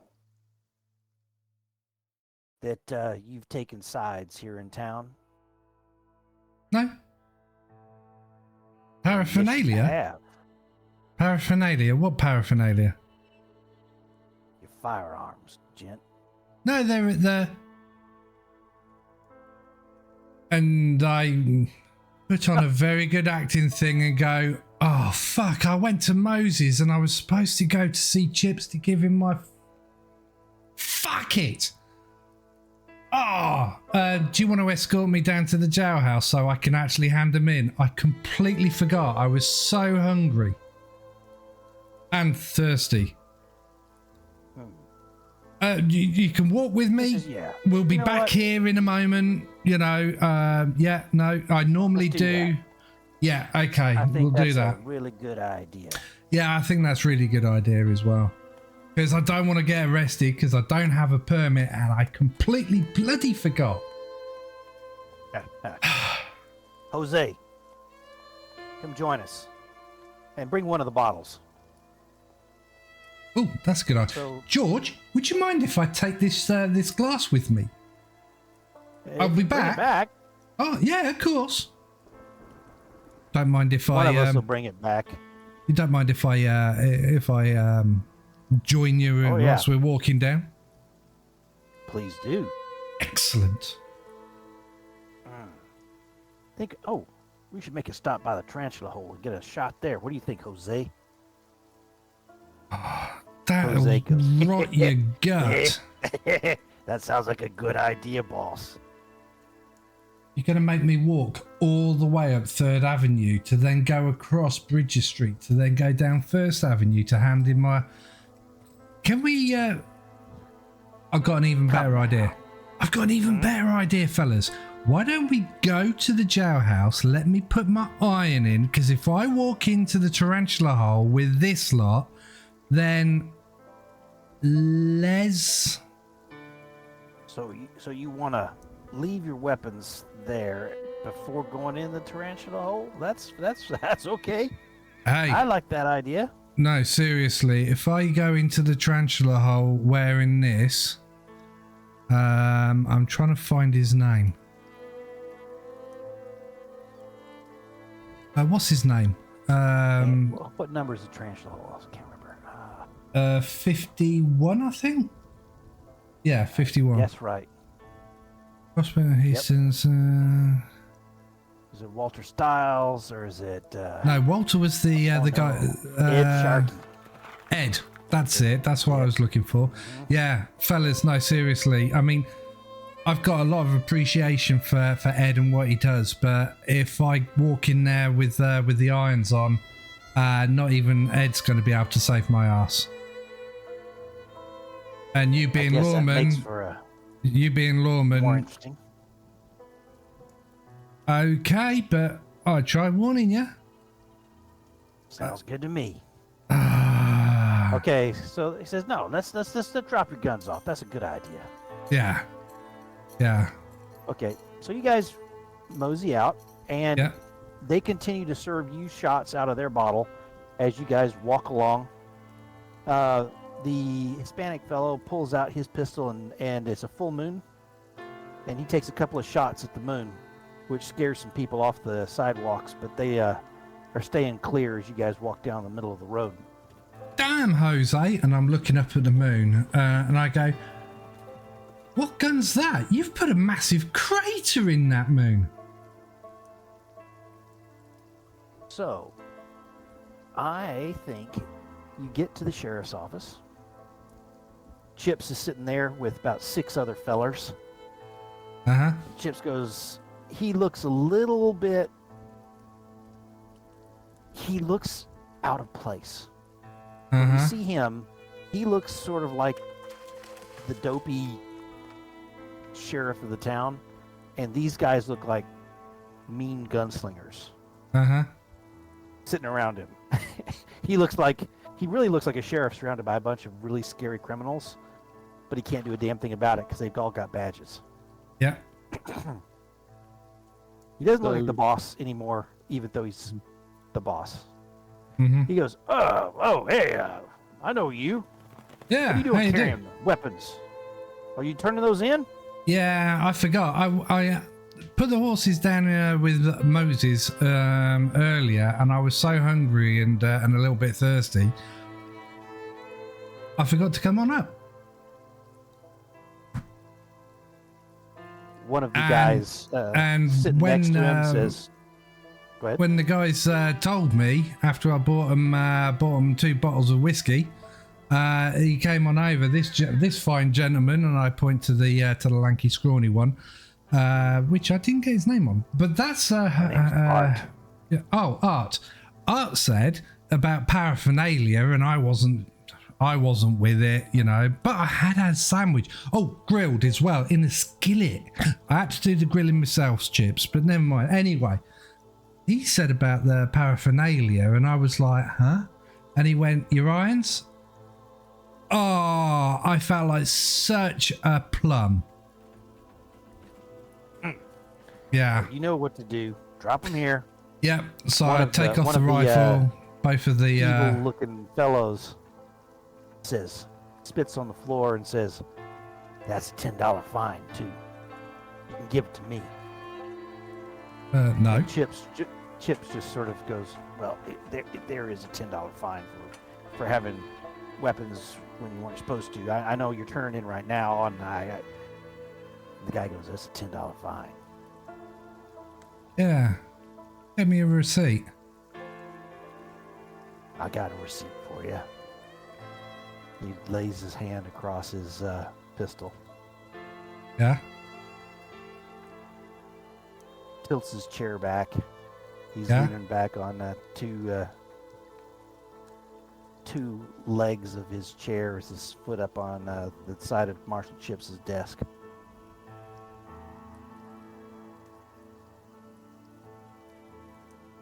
You see another of them stands up back behind. Okay. The room gets a bit tense. Uh-huh. And Chips has gotten really quiet. "I think that fine's gone to $20. What do I you think you're a piece guy? of shit. Oh, do you now?" Yes, sir. You telling me a deputy outranks a marshal? What fucking planet do you come from? Listen, man. These are fine boys. Don't. This is Chips. Don't be antagonizing them. I think you're very right.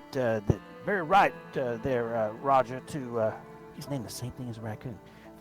Roger, that you should charge him extra for wandering into the town and even into a drinking establishment. Please. Please what, Marshal? You can't control your deputies now? These are my associates. I prefer to think of them as. So, associates. Clunk. The guy called Roger now has set fully his chair down and moves in a... It's like you saw a ballet once back east, and the way those ladies moved on the stage that gave you the tingles, they were so elegant. His move to stand was like that. It's so silky smooth as this guy comes to standing. He's another tall, skinny fella. He's got a wispy blonde hair that's poking out from below his hat. He's got a brown hat that's seen a lot of wear. Some stubble, a little bit of gray right at the tip of his chin. The rest of it coming in, weathered lines at the side of his blue eyes. He says, "I'd be very glad to take this out into the street, say tomorrow." Why not now? "As you wish." Yes, sir. "Marshal, you did hear that I called him out, and he has accepted."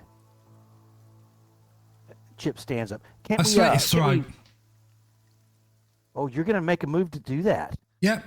I've got my knife on me. I don't have to turn those fuckers in. He called me out, and he's just confirmed to the person. And I said, "What about right now?" He's accepted that. I slit his throat. Oh, this is your interpretation thereof. Of Very what I'm going to try and do. Okay. Whoop. Here we Bye. go. Oh, I'm it's looking on. for a new partner. So what we're gonna do here Wow. is first off, he's Well, not let's at put it all this way. surprised. I'm glad you left most of the money with me. Hey, all And that I I'm can so say, glad right, Pete, all that I can say was, right, or is, Pete, I saw the bennies going up. I knew something was going to kick off. Yeah, I'd say Didn't necessarily you need to go made this it way. kick off, but yeah. Pete, Roger comes rushing in, and he bursts through the door and comes rushing over the table, and we hear a I will. we I go, will what's that, Roger? Who's stuck down the well? for a Benny, I will let you. Roger has comes and warns you that something's going on because he's been sort of trailing. If you'll give me a Benny, I'll give you that. Go for it. Pay the penny. Won't I'll go necessarily for be it. there immediately, but sound good. Oh. Yeah, I'll go for that. I'm happy for that to be the case. All right. Yeah. Drag Ah. over one of those bennies, and I'm gonna try. I got open up my PC again. It's gone to sleep. I'll do it. It's all good, Christine. Boom. I Well, I thought I would do I it, mean- but no, I can't. Can't see me. I mean, Oh, not they being like to do funny, it. Can I do it? Anthony No. should have known that something was going to happen like this, especially the last time when Chase went into a saloon and he had a grievance with someone and he just headbutted him straight in the face. There you go. There's the penny. I stole Very it. good. I can actually steal it off of Christine, and then spend Okay. it. How many cards do you get when we're Yeah, doing but I the- have to hit the let it go button. Oh, do you? Yeah. Yeah, I do. Right. Which So, I did. Because I'm a good girl. I get 2 cards for free, Mhm. and I can choose to spend a Benny for a third. Oh, I To see. redraw. Yeah, yeah. Yeah? Oh yeah. Oh Yeah. yeah. See? No way. Do you want to spend a Benny for a third? All right. Here you go. Here you go. Let's have a look first. Yeah, dueling rules. We've not used those before. We now have a Jack of Hearts. I'll take a third. That ain't too shabby. Keep the 2. Benny Jack and of Benny for a hearts. third card. And yep. And then so we will go with the person who is dueling against, who gets 2 cards. And we are talking, and here we go. A 9 of hearts is his top. Yeah, and And my I will third say card. that the buddies behind him get a 4, a 3 of diamonds, and the Marshall Chips gets the Queen of Clubs. Okay. Okay, and my third card, because I spent a Benny. Oh, you did spin a Benny. I did. No, can you get rid of that? Turn another one. Sorry. Okay, I'll take the Jack. All right. No, it's Queen, wasn't it? Yeah, so No, you got it the was Jack. The Queen is Marshall Chips. Marshall got the queen. Yeah. Oh, okay. I thought it was Queen. All right. First person going is Chips. Chips does something that he has not done before. Shuts He up and sides with roars the out. civilian. Goes a spine. He roars out in a voice you haven't heard before. You boys cut this out! And this is a test to both you and this Roger. And this is an intimidation test that he is about to roll. Oh, intimidation. What's the things on intimidation? I'll tell you what you roll against it. You roll spirit against it in a minute. Well, that's me fucked then, isn't it? Here we go. So So we're going to go with, see if I've got, so he's going to, just a minute. And I'm going to give him +2 on this because he just takes everyone by complete surprise with his, let me see, is it going to roll? No, I've got to do this. Bump. Bump. Come on now. Sorry about the slowdown on that. Let's see how that goes. 5. So, yep, he gets 5. And so that is a success. The marshal uses a Benny. There we go. One of my bennies is now gone. So what's that for? To You got a make it 15. better? So, no, you have to roll. Yeah, I did. You have to roll a spirit roll. I can't. You sure it's spirit and not vigor? It's spirit. And he's not gone. I'm trying. There we go.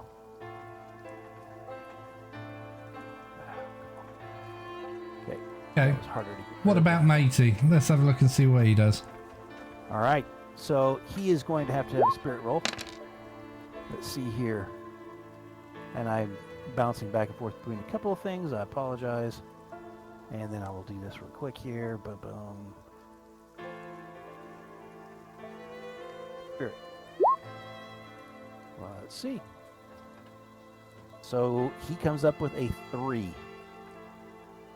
And that means he is now not, because of the raise, he is both shaken and is, I can't think of the word of it, he's vulnerable. So actions against him are at +2. What about yourself? And I've got a 5. Chase, you got a 5. And let me see what his roll was again. It was a 13. So I think that's a couple of raises in there. So you're both shaken and vulnerable yourself. Mm-hmm. All right. It is your go, but you sense things are diffusing. But it's up to you what you want to do.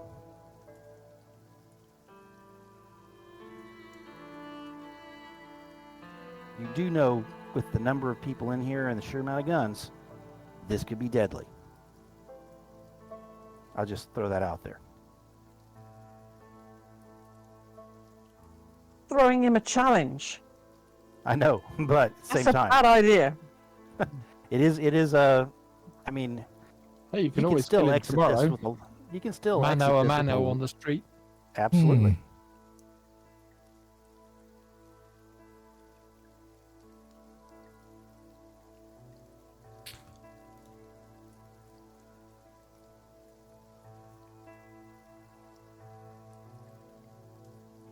Right. I'm shaken and I'm vulnerable. So I look at You have to unshake before anything. I look at Chips.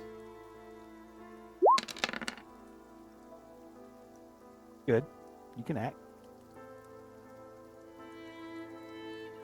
And I say, kindly, Chips, I mean this most sincerely. About fucking time you got a spine. His eyes narrow, but he takes it. Now, you guys settle this the proper way, not in a room full of people. Bullets flying everywhere. You step outside and you do this correct. You do this at noon tomorrow. Noon tomorrow. What do you think, Roger? And you can tell that this Chips is sort of hopeful. Just the way he says it, he's thinking he may be getting rid of one of his problems. Roger cuts his eyes over at Chips. That's fine. Noon tomorrow. Might as well go get yourself measured by the grave digger while you got the chance. I'll acquiesce to your request, Chips. I rescind my wanting now, so that Roger here can think about his people skills. Just because he's got a star on his chest doesn't mean to say that he can do what he wants, when he wants, and how he wants. You'll learn that tomorrow. Roger. Furthermore, Chip says, I want everyone to know that this will be a legitimate fight. And what I mean by that is, you, young man, may take one of your pistols with you when you leave. Just kindly tuck it out of sight. Sir, I'll be taking all my weapons when I leave. Where are you taking them? Easton's. I'm gonna join him. That would be the right thing to do. If you do that, you take your stuff. Now, I'm still gonna call that fine. Yeah. He looks at you. I get my $10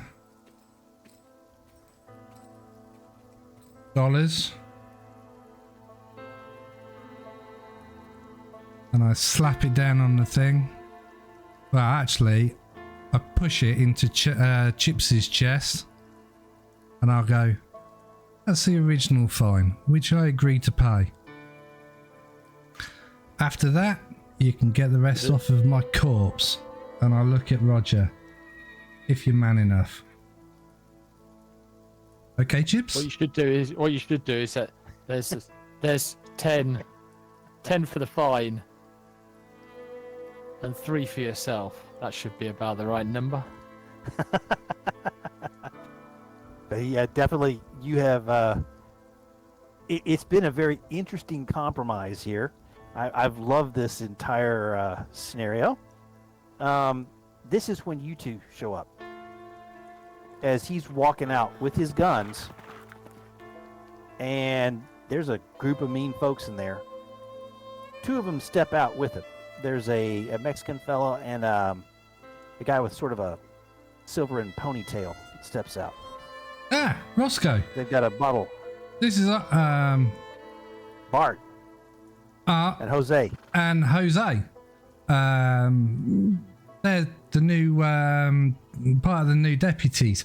These 2 are fantastic. They're brilliant guys. The other 6 guys in there are complete dicks. Oh, That was pretty ballsy, also, says by the Bart. way, I've also got a duel tomorrow at noon. So, you know, we were planning on robbing the stagecoach. We might have to do that after. That was a joke, by the way, fellas. That was a joke. And now I need to go up and see Heaston. You really going to see Heaston? Fuck no! I'm going to the tarantula hole with you. Hey, that's more like it. Are you coming? You guys haven't seen the tarantula hole yet. They will love Roger. Our Roger, not your Roger. I think we might be a mite overdressed for such an establishment. Oh no, you're They fine. have a point. You're I fine. don't know. Quite why, but I'm not actually reassured by your reassurance there, Chase. When are you ever reassured by my reassurances? If you don't believe me, ask Art or Jose. They're constables of the parish of Heaston. Deputies, I'll have you know. They wouldn't lie to a lady, would you guys? Hey, no, hey, no. Jesus? May I, in the interest of time, ask if you guys are going to the Tarantula Hole or not? If so, I've got a map to move you to. If not, we're going to do something. We'll do the other piece at the dance hall. I would. Oh. Gee, we were going to the dance hall. You sure you don't want to come to the dance hall, guys? Yeah, there's a lot of good ladies there to keep you entertained.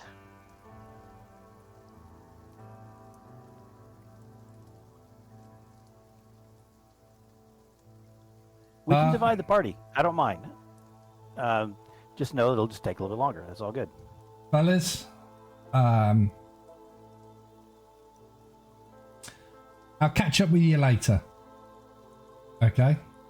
You go and see Ed, and I'll pop on in with me irons, and yeah, I'll have a chat with Ed, and we'll have some tarantula juice.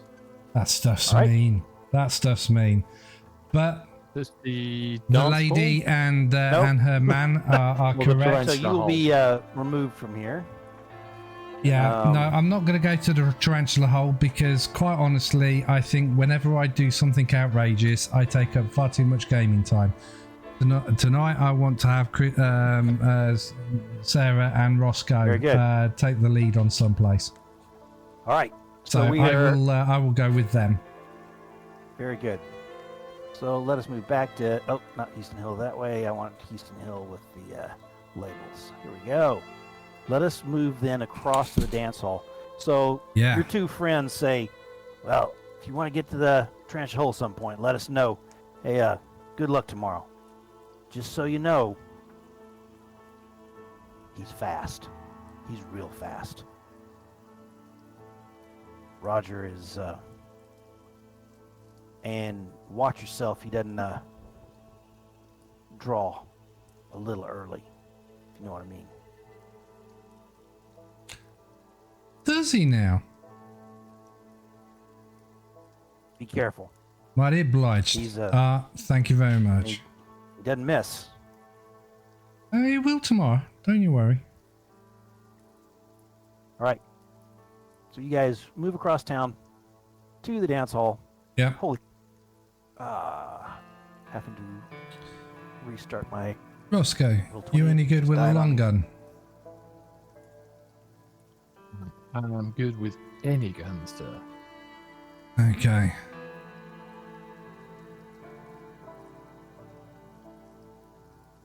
All right. Are you good at with the timing? What did you have in mind? If that motherfucker draws before, you put a hole straight through his forehead. I'll make sure that Chips knows that the duel is on correct procedure, and if either one of us draws too early, either one of us can be put down. Sarah, would you mind being up close so that if any of the others, after I drop Roger, start to do something, we can put them down quick as well?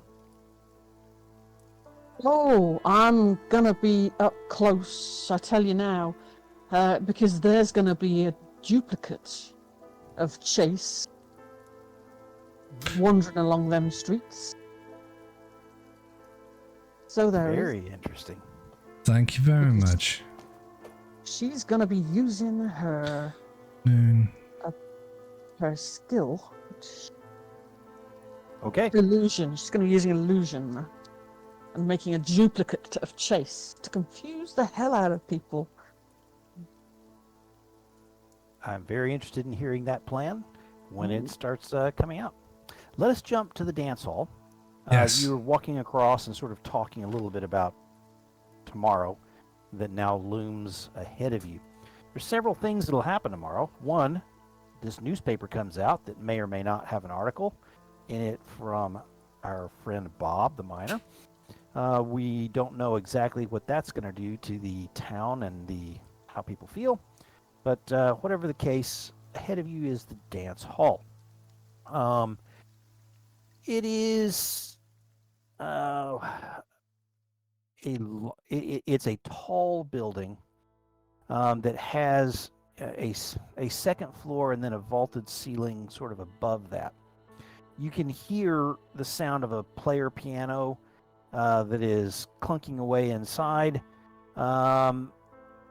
They sometimes have a band, but this is not one of the nights that that's taking place. Instead, the player piano is being used as the primary source of music. As you walk in the door, you see the bar directly ahead of you, running the line of the wall right there. So you can see, the length of the bar, and then across the back, you can see that there's stairs going up across that back section to a second floor, which has got a balcony that is overlooking the dance floor itself. The balcony sticks well in, and you imagine, well, actually you can see on the far side that there are doors for rooms upstairs that can be accessed. The dance floor itself has about, you think there's 30 or 40 miners that are milling about. They are hitting the bar. There are 4 or 5 bartenders. There's 5 bartenders that are flipping out whiskey pretty much as hard as they can go. Far into the bar, there's a guy sort of sitting there. The miners come in, get their whiskey, get out towards the dance floor where they plead their cases with the different ladies for a dance. And then you see some of them slipping off as couples upstairs, but in general, most of it is on the dance floor itself. And there is also along the bar itself is manned with ladies as well. There's an older lady, probably in middle age, that sort of is standing in the bar area, sort of overseeing the entire process.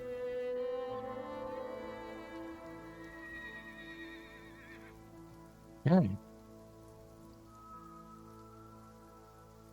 It reeks of perfume and sweaty miners and spilled beer, and it looks like they've put some sawdust on the floor to absorb some stuff that gets kicked around and puts up a little bit of dust. Okay. So these miners, presumably none of them are armed. Nope.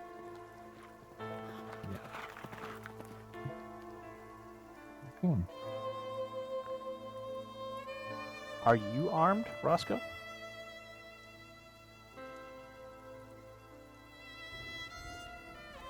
I am.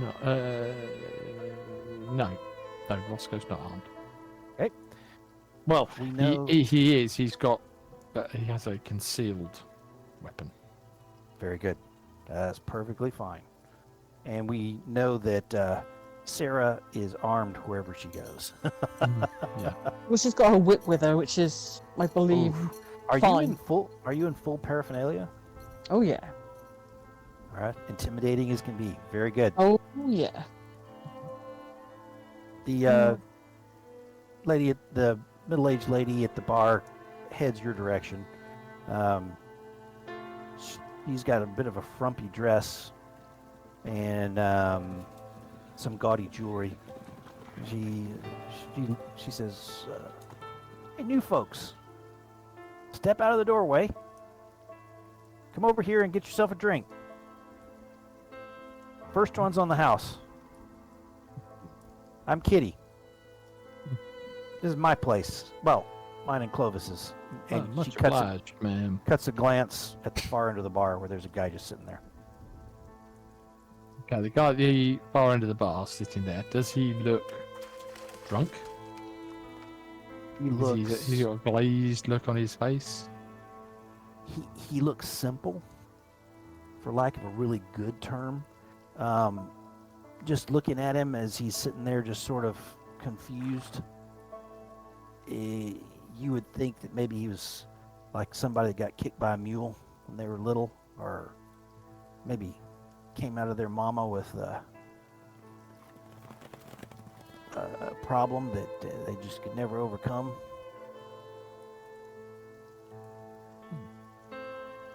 Interesting. But the bartenders keep putting a drink in front of him every so often that he sort of half-heartedly puts away.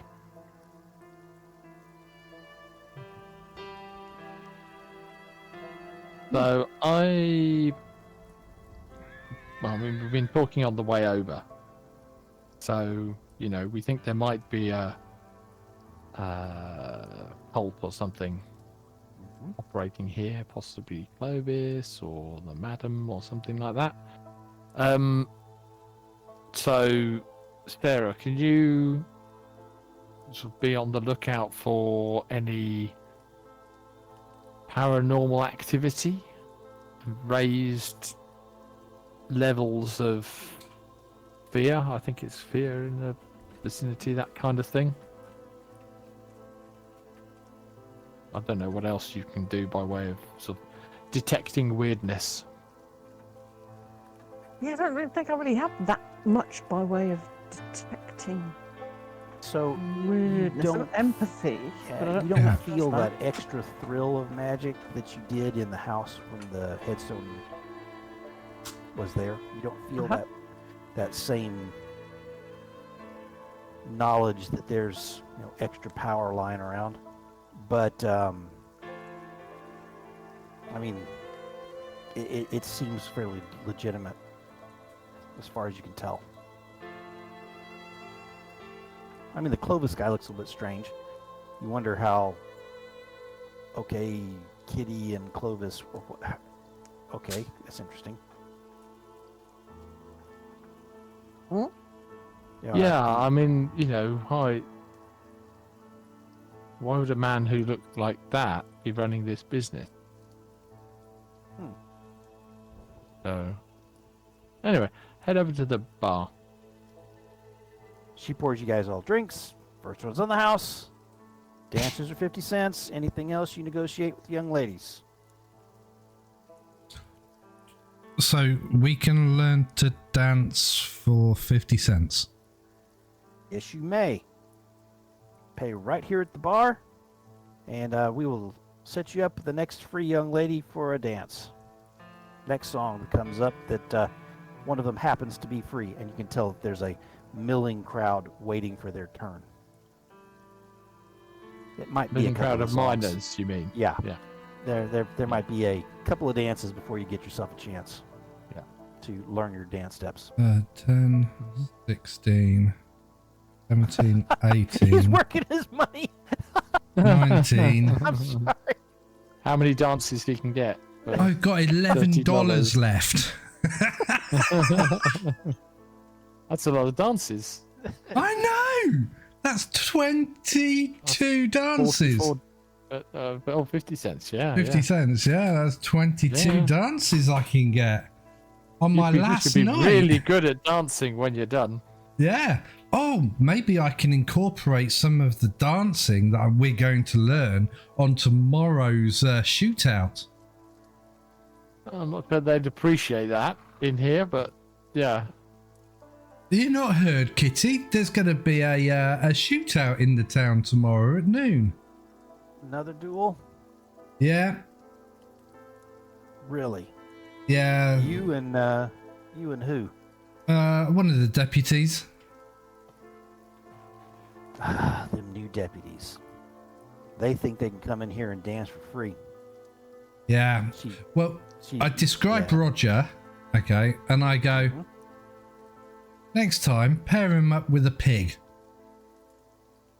Seriously, a swine. pigs. Dress it up in a nice yellow dress with polka dots. And let him dance with her. For those of you watching, that's an inside joke for another of our games. Very good. She says, very good. You can only pay for one dance at a time because the queuing is what it is. Okay. You pay?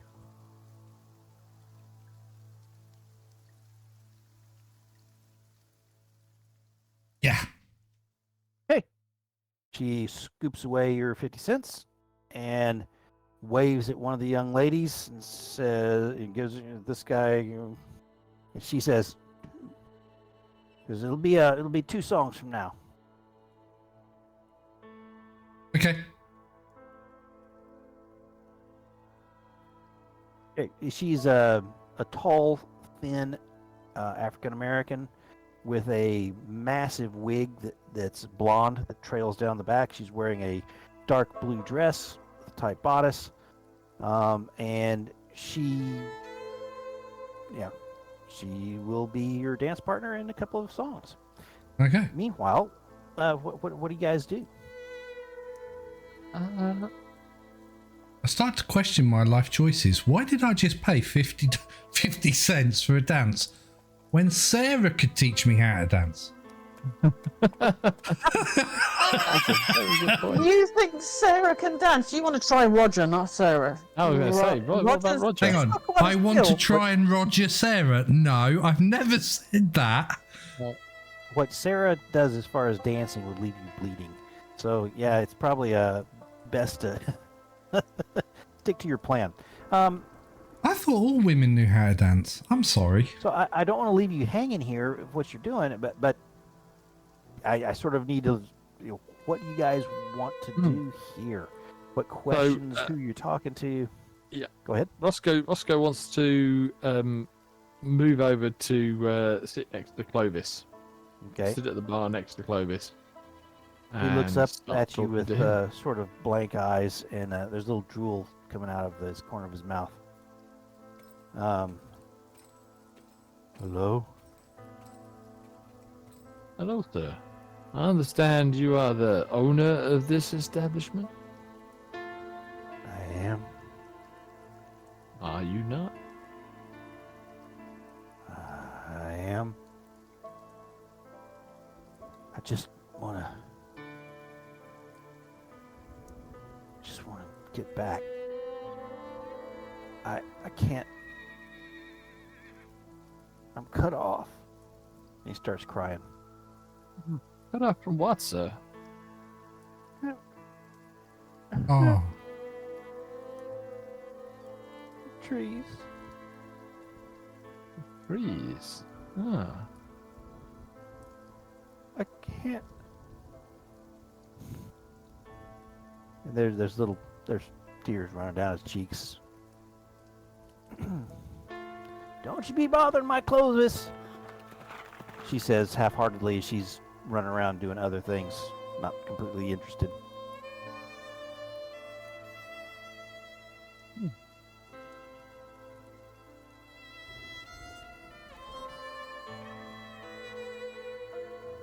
Do you Am I there? like the forest, sir?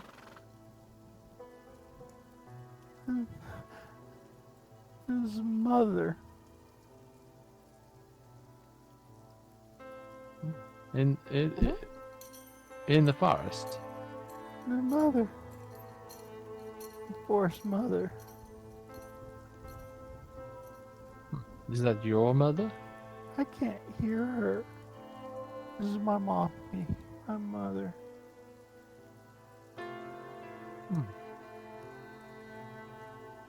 I'm not right.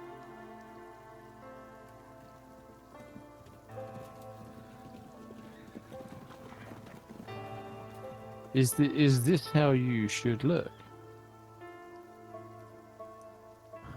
And I look over to the mirror behind the bar. He looks into it with a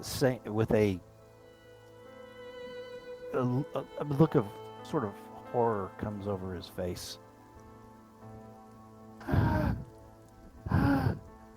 right. I'm not right.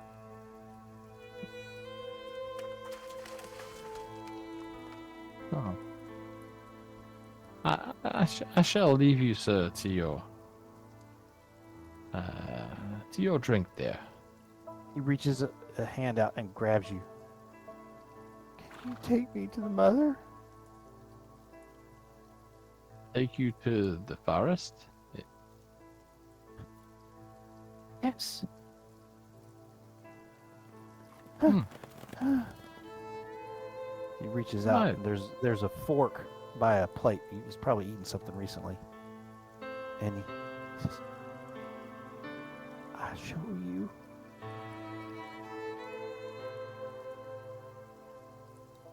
"Don't tell. I'll show you. You take me." He takes the fork and he stabs it into his hand. Welling out of the wound is a sickly green ichor. And that's where we will end tonight. I knew it. Darn it, we wasted all those extra bennies you had, but that's okay. I am Well, also they're all going to. gone. Can I just read out something on my illusion ability? Yes, please. Love to It hear some says of on those. my illusion ability, those who contact an illusion or doubt it's real make a smarts roll as a free action at -2 if the illusion was activated with the raise. But it's basically sort of giving me the impression that if what he's saying is an illusion, there's a possibility that we might have the chance to disbelieve it, shall we say. Yes. Do we get the feeling at all that what we're seeing in front of us is not a dribbling wreck of a human No. male? No. I think No, it is not an illusion. no. I But no, it's thought definitely unnatural. Yeah. but I didn't want to say anything because I don't know what proximity I am to Rosco. But I got the impression that he's been possessed by a spirit from the woods, and maybe that's how Len got their headstone, because it was in the woods. And because Len removed the it, headstone was owned by Heaston. It was stolen from Heaston. yes, House. but It who was stole stolen it? by a forest. No, Genie. if there's if you think about it, if there's a cult in the forest, in the Aspen Forest, okay, maybe they stole the headstone, took it to the forest, a forest spirit of some sort then possessed someone, okay, and then the headstone was maybe removed or something like that, or and they're so far away from the headstone that the spirit can't get out of Clovis. So, for anyone watching, this is the after game. Oh yeah, sorry, I postulation forgot that we to. do. I forgot to. Well, you keep it yeah. going. Let people see you Yeah, yeah. postulate. Yeah, That's so perfectly I don't know that it's got anything to do with the headstone. I think this is the cult. I think there's a cult out in the forest, and they've either possessed Clovis with the forest spirit, or he's been replaced and there's some sort of shape changing going on. So we're looking for a guy that looks like Steven Spielberg, or that's directing some type of movie, like the Body Snatchers. I know he didn't actually do it, but you know what I mean. Or Stephen King for writing the damn book. This is supposed to be scary. It's horror at Headstone Hill. Well, the most horrible thing that I've discovered at the moment is the fucking tarantula juice. Fair enough. But you've not had the duel yet, so No, we've not had the there's jewel that yet. to look forward to. Yeah, so that's what I was thinking. Whether that would actually give you the chance to deny that it's actually there, but because am I right in saying we've not actually got a time frame for how long Len's been gone? Even our own society said it's been he's been out of communicado for a couple of weeks. How long did it take us to get here? Maybe a week. So the letter that we had said there's been no word on the wire from Agent Reeg in more than a week. Yeah, so that's 1 week. His own lover can't tell us when he left. Well, I mean, she could. Yeah, it must be at least 2 or 3 weeks. Yeah. By the time we've got this, then got here and all that. And she would have been able to tell you in that week that he was missing. It was right at the first of that he was like, "Hey, there's danger. We're gonna get out of town. I just got one more thing to do." Yeah. And his ID badge. That's not like FBI, is it? That's the super special. The agency. Yeah. Okay. And where did we leave that? I thought I stole it or took You got it. Yeah. Yeah, you got it. I thought I had, because that was going to be my ace. I was going to drop it on the thing and say to Roger, "You really want to fucking start?" Because he's got no name on it, has it? It's just got the credentials for the super secret department, which is a government one. Yeah, but if it's super secret, then you probably won't know what it is. No, but that's where I say I'm a government official. And I'm here to clean up your fucking beard. You see, but all the things that could have been. Yeah. Yeah. But the Chinese have a saying. The Chinese have a saying, which is that a foreign dragon can't beat a local snake. The government is far away in the east. They are right next to you with guns. Yeah. And we know that Len Buckles has has disappeared. So yeah, they may not be too worried about. In fact, it may, knowing that you're a government agent, may just sign your death warrant. Yeah. That was interesting. I mean, honestly, if the shooting had gone down, I didn't know that was, sick. The 2 guys behind him. I mean, everyone. Yeah. I can't see you walking out of that room. Stranger things have happened. A lot of happened. bennies. Stranger things have happened. But it's like, wow. Yeah. Whatever. Let's put it this way: you've only got 6 bullets in each gun. Yeah. Yes, but I got a knife that doesn't have bullets. That's right. Use that forever. True. I think the ganging up rules. Yeah, I know the ganging up rules. I think we need to send a pigeon to Scarlet and her posse. I think it's time that you come into town now. We're going to raise it to the ground. All right, guys, it's 10 o'clock. Yep. We didn't get quite as far as I thought we would get. However, we're not really off. Oh, that's Christine's fault. She kept distracting us with cake. I think, we've got, I would say, we've got probably 3 to 4 sessions. Now, what I would like to do at this point is grant you another raise. You guys each can take a raise. Enjoy that. And Christine, I don't know if you can get onto Roger's character sheet, but if you can, feel free to use a raise on him. Okay? Oh, yep. All right. Nice. We'll catch you guys next Wednesday night. I am looking forward to the absolute chaos that will happen as we have a article that's going to come out. There's a duel. There's a funeral. Evidently, one of the Houston boys has died. Oh, I was going to mention that earlier. Nobody's mentioned anything about it whenever we've been in town. Howdy. So there's all sorts of interesting things that can happen, as well as the further investigation into this cult and the simmering political problems in this town. So looking forward to it, and we'll catch you guys next Wednesday. Yeah, take care all.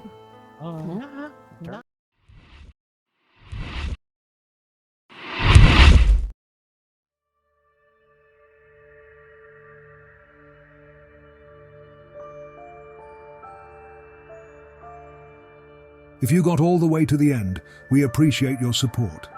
Thank you for watching the NVRA whilst we bring you content of different games.